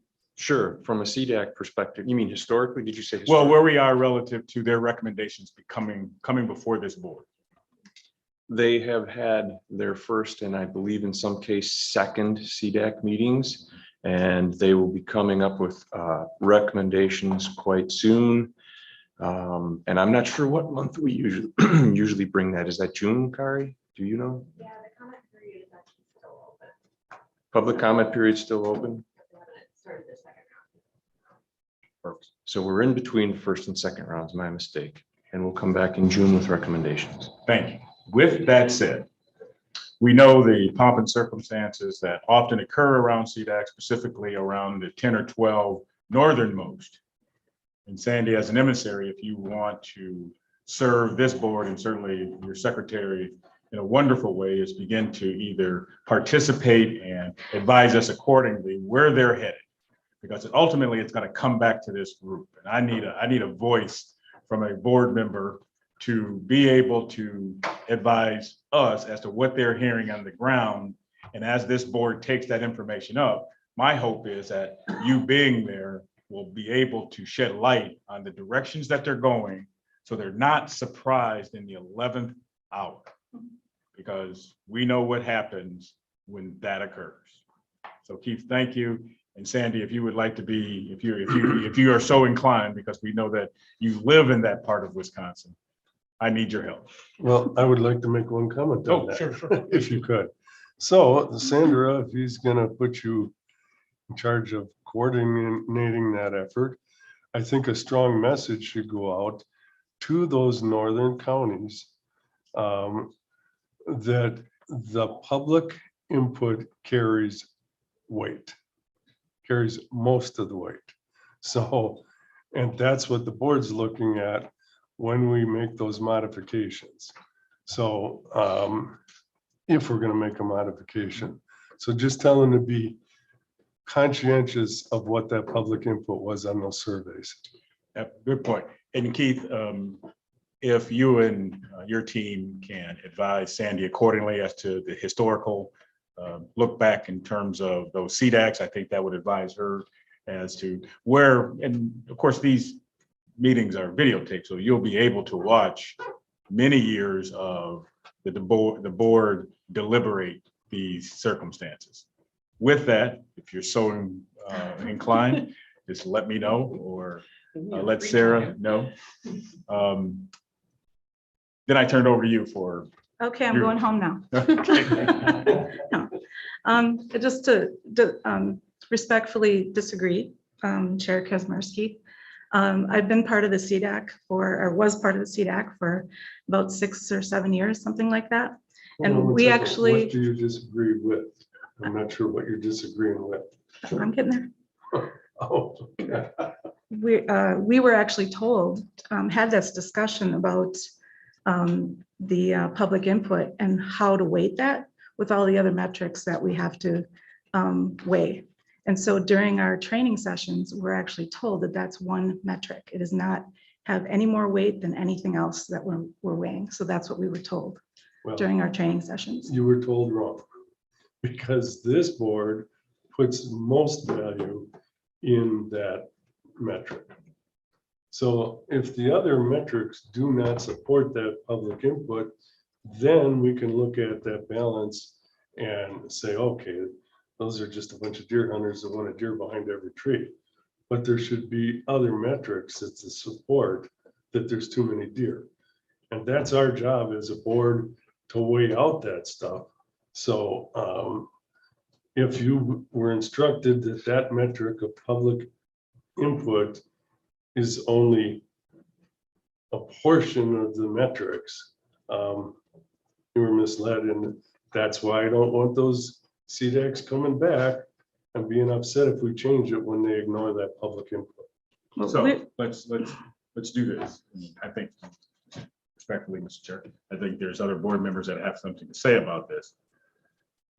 Keith, our training around this subject matter has been the same on this issue since the inception. Am I correct in terms of weighting of these information? And if that's changed, how has it changed? That is my understanding. It has not changed, but I can go back and check on that and get back to the board. Thank you.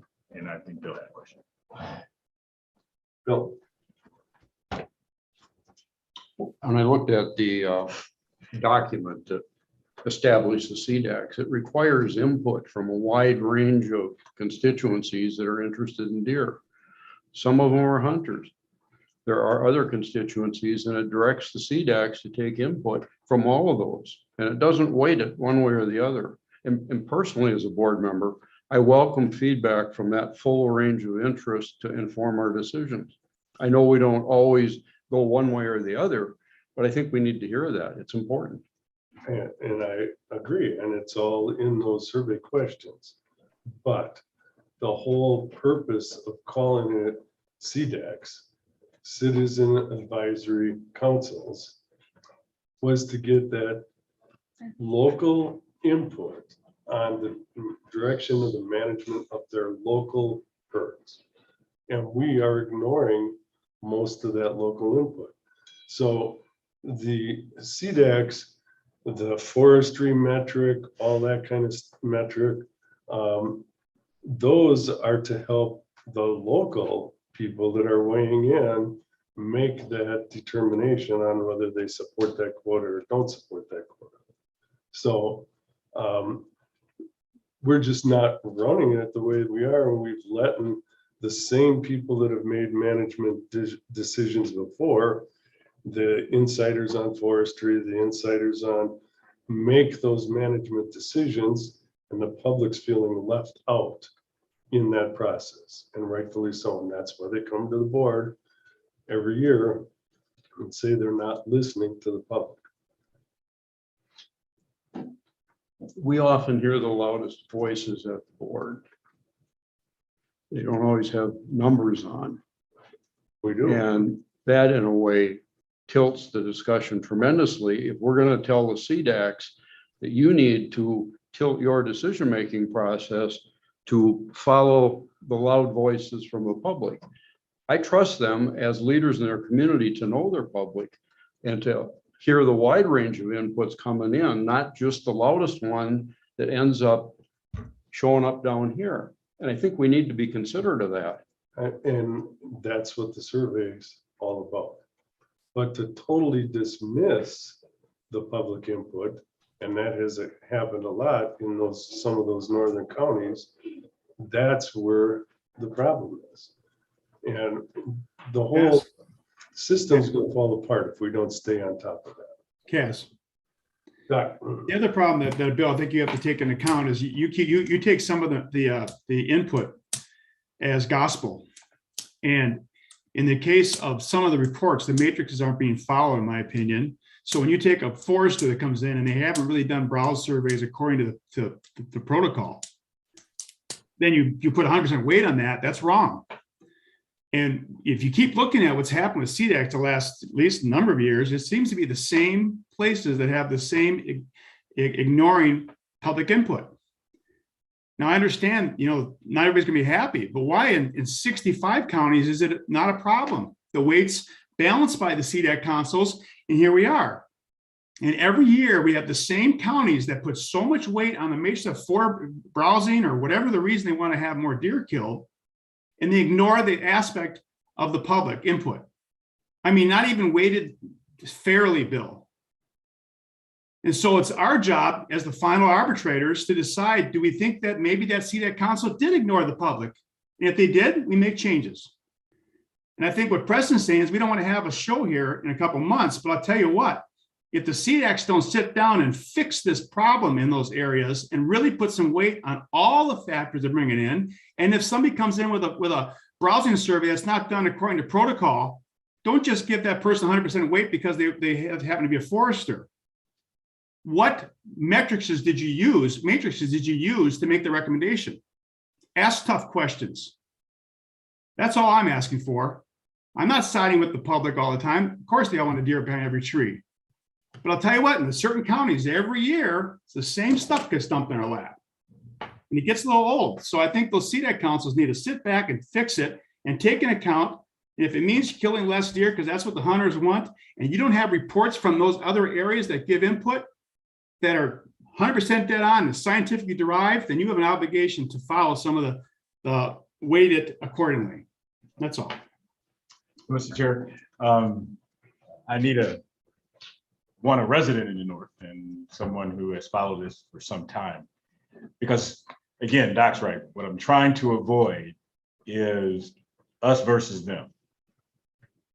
But democracy works in a lot of different ways. And to Doc's point, to your point, if CDACs can work it out, that's where we would like for it to occur. The belief that people who call me from CDACs and say that, the Natural Resources Board, had its own agenda by changing it. And now people, I believe, hear what you may have been looking for in terms of the weighting of information. Our information to the CDACs and how we've directed them has never changed. We haven't changed one iota. And quite frankly, Cass, it was being one of the architects of this, of which we spent $125,000 of taxpayer money to have this new program. And to change it here smacks in the face sometimes if you don't unfurl it all so the public understands that, here, what type of politics are we playing with CDACs? So we spent good money to offer the CDACs, a shot at this. And so Doc and Kaz are right. I'm trying to avoid the obvious. So we got time. And Sandy, this is where I think the role of a observer and an appointee, you can offer a bit of insight. And with that, I turn it back over to you to finish either your conversation on this subject or other topics that you'd like to discuss. Thank you. Yeah, I actually was going to talk about the CDAC process a little into my conversation today, if that's all right. Absolutely. I'll try and touch on that then. I yield my time. Thank you. So my name is Sandra D. Noss, and I was appointed to represent Northern Wisconsin on the NRB on April 30th, 2021. I, along with Sharon, are awaiting Senate confirmation hearings. Mr. Chair and board members, I'm pleased to be here today to share a snapshot of activity in far northern Wisconsin with you. And I wanted to cover 5 topics today. Sharp-tailed grouse, burbot, turkey season, CDAC process, and recognized passing of Al Horvath from Douglas County. First one, I think I have one more in there about maple syrup too, but I think I'll skip that one today and we'll hit on CDAC. The Wisconsin Sharp-tailed Grouse Society, UMD, University of Minnesota Duluth Natural Resources Research Institute, volunteers in Bayfield County Forestry are continuing their work to trap and GPS collar sharptails in parts of Northwest Sands area. Yesterday, they captured and collared 1. So I think they're shooting for 4 this year, 2 males and 2 females. It's a slow process, but it'll provide some big rewards as we learn the importance of connecting critical barrens habitat and improving genetic diversity. Please stay tuned for more information on that. We're learning a lot. There's been a lot of habitat work done, both on the Bayfield County Forest and the Schwabing-Nicolet National Forest to try and protect and enhance the habitat for these birds, along with a few years ago, bringing birds from Minnesota to Wisconsin. So there's a lot of information going on. We're trying to figure out why these populations are having a difficult time. Burbot, I had a chance to get out to ice fish for burbot for the first time, also known as eel pout and lawyer. For those of you who don't know, that was in March. We still have a lot of ice up there. I don't think I hit open water until, I don't know, I think it was near Eau Claire somewhere. Great opportunity to learn more about the species and their role in the Great Lakes ecosystem. And I'm glad to see the Conservation Congress question about removing burbot from the rough fish category, because once you find them, they're pretty easy to catch. Turkey season's coming up quickly. That's one of thing I've been doing for more than 30 years. Last year I was able to harvest a turkey with a crossbow, and I really appreciate that opportunity to be able to do that in the state. So I thank the NRB for supporting that. As of last Sunday, there's still a lot of snow and unplowed roads in the Schwabing and Nicolet National Forest, which may make it difficult for early season hunters up in Bayfield Peninsula. So good luck to everyone who's a turkey hunter. And I'm going to hit on CDACs right away. So number one, I was actually the vice chair of our CDAC for 6 years, and learned a lot through that process. We had some changeover in our makeup of the committee. So we had new members come in. And there's new members in there now. When I was appointed last year, I resigned my position from Bayfield County, from the Conservation Congress as the chairman, and also from the CDAC as vice chair. So I don't participate anymore. I listen in and give my input, but I'm not a voting member anymore. But I am, I think, and I will continue to think, no matter what I hear here, that Bayfield County is one of the best CDACs in the state. They take their responsibilities very seriously. They review every metric at each meeting. Each of the representatives there listen and to each other about the metrics they're bringing forward. And I think that they weigh all of those things. And I'm sorry to the public that you think that we don't listen, but we are listening. We're looking at more of a habitat issue, I think, and which is why Bayfield County's meetings are so forestry heavy. We actually bring in the National Forest biologists to talk about where forestry practices are happening in the state, in the county. So they know where things are, where good habitat's going to be. There's been some areas that there hasn't been any habitat work for more than 50 years. And we can't expect that herd is going to be equal over the entire county. We have more than half our county that's public land. And so there's lots of ways to be part of what's happening on habitat management for Bayfield County. So I'm going to just go to my prepared comments. The CDAC season is upon us. I had the chance to listen in on both Bayfield County and Douglas County CDAC meetings. As a natural resource teacher, I personally poured over the metrics with my students. We calculated SAKs, created a population model with Gliffwick wildlife biologists so that our students understand, looking at maps, how this actually looks on the landscape. I work in Drummond, which encompasses Cable, Barnes, Grandview, and part of Mason. So it's pretty large. It's one of the, I think it's the largest by area school district in the state. So we have school forests scattered throughout that area, 6 different school forests. So I've been out to see these areas. I also usually go out to the Barnes area when we're looking for sharp-tailed grouse. So I help monitor those on the weekends when I can. And so I've been out and been in these areas and seen what's happening on the county forest, what's happening on the national forest. So I just wanted to bring that forward, that it's not that we're not looking at all the metrics. It's not that we don't care. It's that we have to balance all of those things with the habitat that we actually have and figure out how to move forward as a county. Not everyone has time to do that. I'm lucky in the job that I do have time to work with students on that, not to give them my opinion and tell them what I think, but to have them think for themselves and to be able to look over data and figure out how that fits in and bring in that social aspect. I completely understand as a hunter, so sociology plays a big role in habitat management. And I think that we need to get students, young people, interested in understanding that part so that we can, if we want to make a change in our county, let's do it. Let's make those changes. And but we need the information and people to be able to understand that information to be able to move forward. I would suggest it's important that people attend those meetings, the early CDAC meetings. Don't come to the last one when the vote's going to happen, because you're going to miss all of the deliberation. I don't believe those meetings are recorded, are they?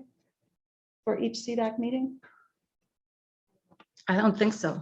So you miss the presentations about the metrics, you miss the deliberations, you miss everything, because they're not going to really recap that. They'll recap the decision, but they aren't going to recap all of those metrics at the meeting. So from someone who's been on the committee for a number of years, someone who's been a voting member, and you know, live, eat, sleep, and breathe this, because we heard from people. I had people call my home. I had people threaten me. Our members have had people threaten. And so that is, I think, important, that they need to hear those metrics and need to hear those discussions. But it's such a volatile issue at this point that it's hard for people to hear, I think, when they've got, you know, mind made up about this committee. One of the things I heard listening in on the Douglas meeting was somebody disparaging the Bayfield committee. I'm not on it anymore. I had no discussions with any of the members beforehand, but they said that they were all stupid. And that is not, very far from the case.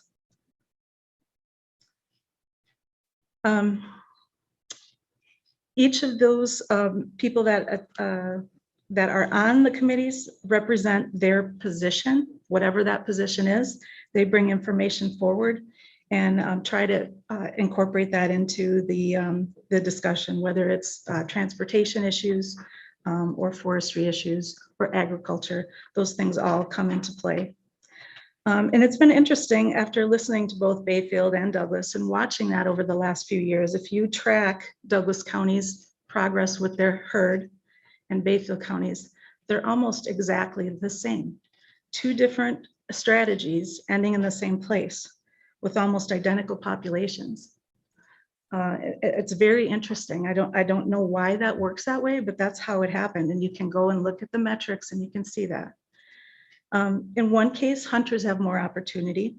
In the other forms of mortality occurred. And so do we want our hunters to have opportunity, or do we want other things to have opportunity? And that includes car vehicle collisions, predators, and disease. Those are the things that are going to happen if we don't reduce that deer herd a little bit. The last thing I wanted to cover was the passing of Al Horvath, the Douglas County Conservation Congress and CDAC chair. Al Horvath understood the importance of showing up early and often. We lost Al last month. He was a force of a man described by his family as a titan. He was a friend. So I just really think the world of him, and I wanted to share that with you. I would agree with that statement that he was a titan. His passion for managing our natural resources, engaging young people in hunting, and also supporting women in conservation was evident. Al and I talked frequently over the last 6 years, and while we didn't always agree, we found compromise, listened, and considered each other's ideas. He and I did agree on one thing: the CDAC recommendations should stand after they pass the Deer Committee. The CDAC meetings I attended, there was discussion about how they should vote, and they considered what the NRB was going to do. The NRB has become a metric during CDAC deliberations, and I don't think that was ever meant to happen. What are they going to do? Should we adjust our numbers? I don't think that was meant to happen. Lastly, just a reminder, tomorrow, April 14th, from 5 to 6:30, there's an informational meeting in Superior about the St. Louis River Area of Concern, Fish and Wildlife Beneficial Use, Impairment Removal. So just to let people know that that's happening, that's an in-person. I don't believe there's a virtual option. So good luck getting to Superior. Thank you, Sandy. Okay, thank you. And Carl, before you go back my time, all or some do not videotape those deliberations. I don't believe the CDAC meetings are recorded if they're virtual. I don't believe the minutes are supposed to be the reflection of their meeting, but the metrics are available through the metric. Same. Actually, they're not. Yeah. The metric, the year before last, the presentation by the biologist was recorded. There's a lot of things that he shows in his presentation, like the SAK, which is not the SAK anymore, but like that number, the quota, suggested quotas, all that stuff that the public needs to see never even shows up on the site after the fact. So, and that's part of the problem that we run into. We haven't really completed that process. Browse surveys are still not being done. Herd health metrics to tell you if that herd is over carrying capacity or because of the impacts on the herd. None of that stuff is completed yet. So I understand CDAC's frustration. They're just grabbing at the little bit of information they're getting, and most of it's anecdotal. So they don't have good solid science to base their decisions on. But this whole thing, when we set this up, it was CDACs are advisory councils to this board. That's what they were. And this board makes that final decision because this board is what gave the public the final kick at the can. That last CDAC meeting comes and that CDAC ran something through that the public doesn't agree with. They still have that option to contact the board before we approve it. And that step was deliberately put in there for that reason, to give the public that option. So don't think that that's not how it's supposed to be. That's exactly how it's supposed to be. And it was set up and ruled that way specifically. Okay. So We may be on the precipice on a 2.0 as it relates to those interactions. We may have to get to a point where those meetings are videotaped so that board members on their own volition can look at the decisions that were rendered. Technology is robust within the department. And again, what I'm trying to avoid is the drama. But if there's a need for more information, everybody, we know this, everybody doesn't have to agree.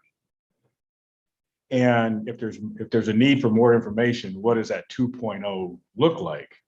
And all I'm trying to do at this point is put Sandy Nass in play in those regions where sometimes the drama has occurred, and then be the emissary for me, not you, but for me, as to those deliberations and what they ultimately landed on and how that conversation went in short paragraph in each of those regions as to how it occurred. And I can then share that information with the board should they be inclined. Because there's too much, there's too much at stake. And again, we don't all have to agree. There's too much at stake around these topics. And so again, I'll say it again, if we have to evolve to a 2.0 as to what it ultimately looks like, we should be prepared for that. And the goal is that it makes things better and more transparent.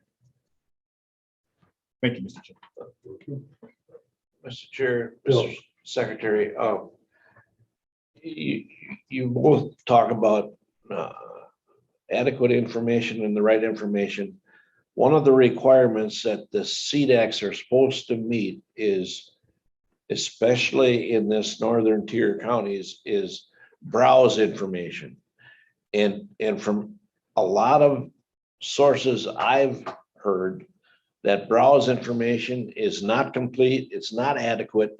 I think it's time this board mandates that browse information is complete. Deer eat seedlings. Hmm? Deer eat seedlings. And so what I intimated before is there's a significant amount of research and information as to what occurs.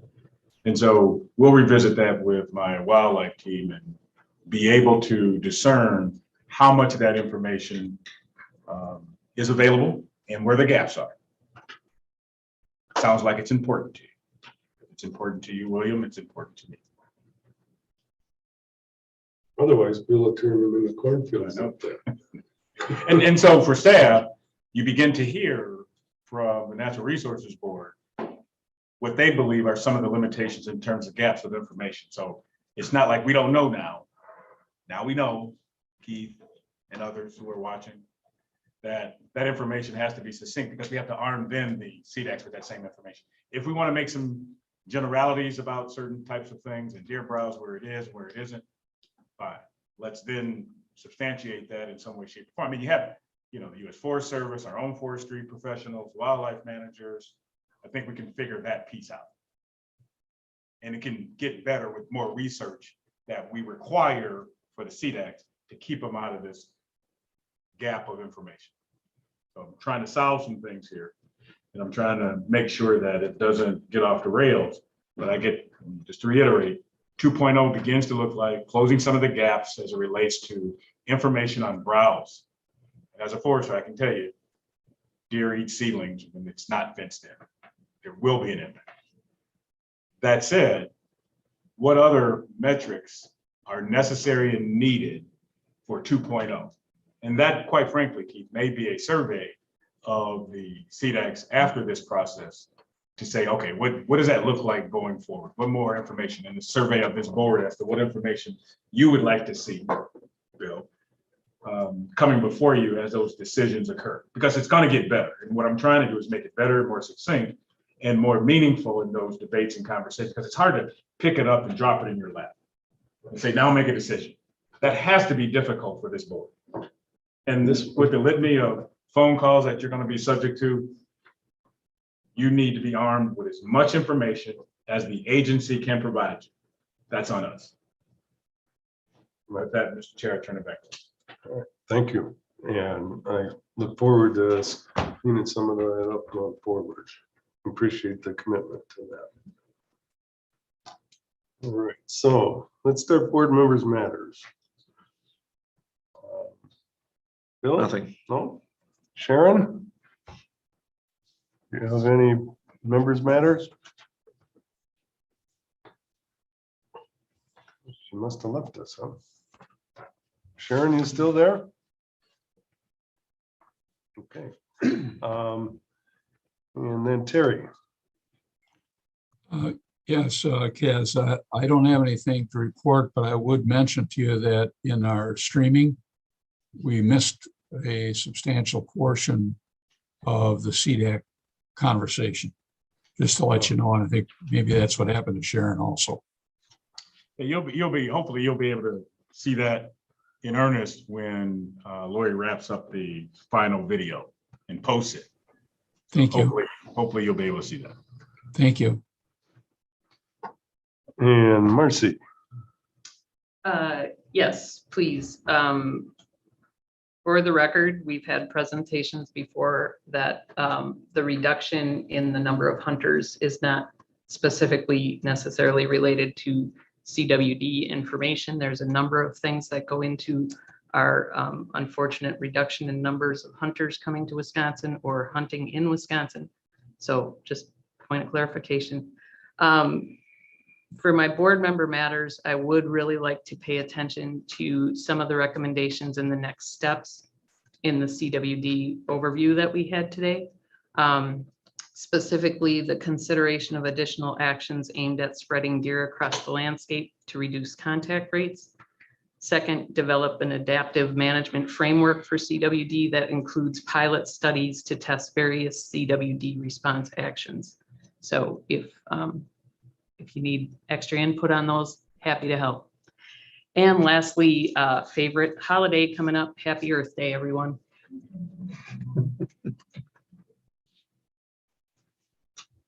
Bill? Nothing, thank you. Nothing today. Doc, do you have anything for members matters? I have nothing today. Thank you. All right.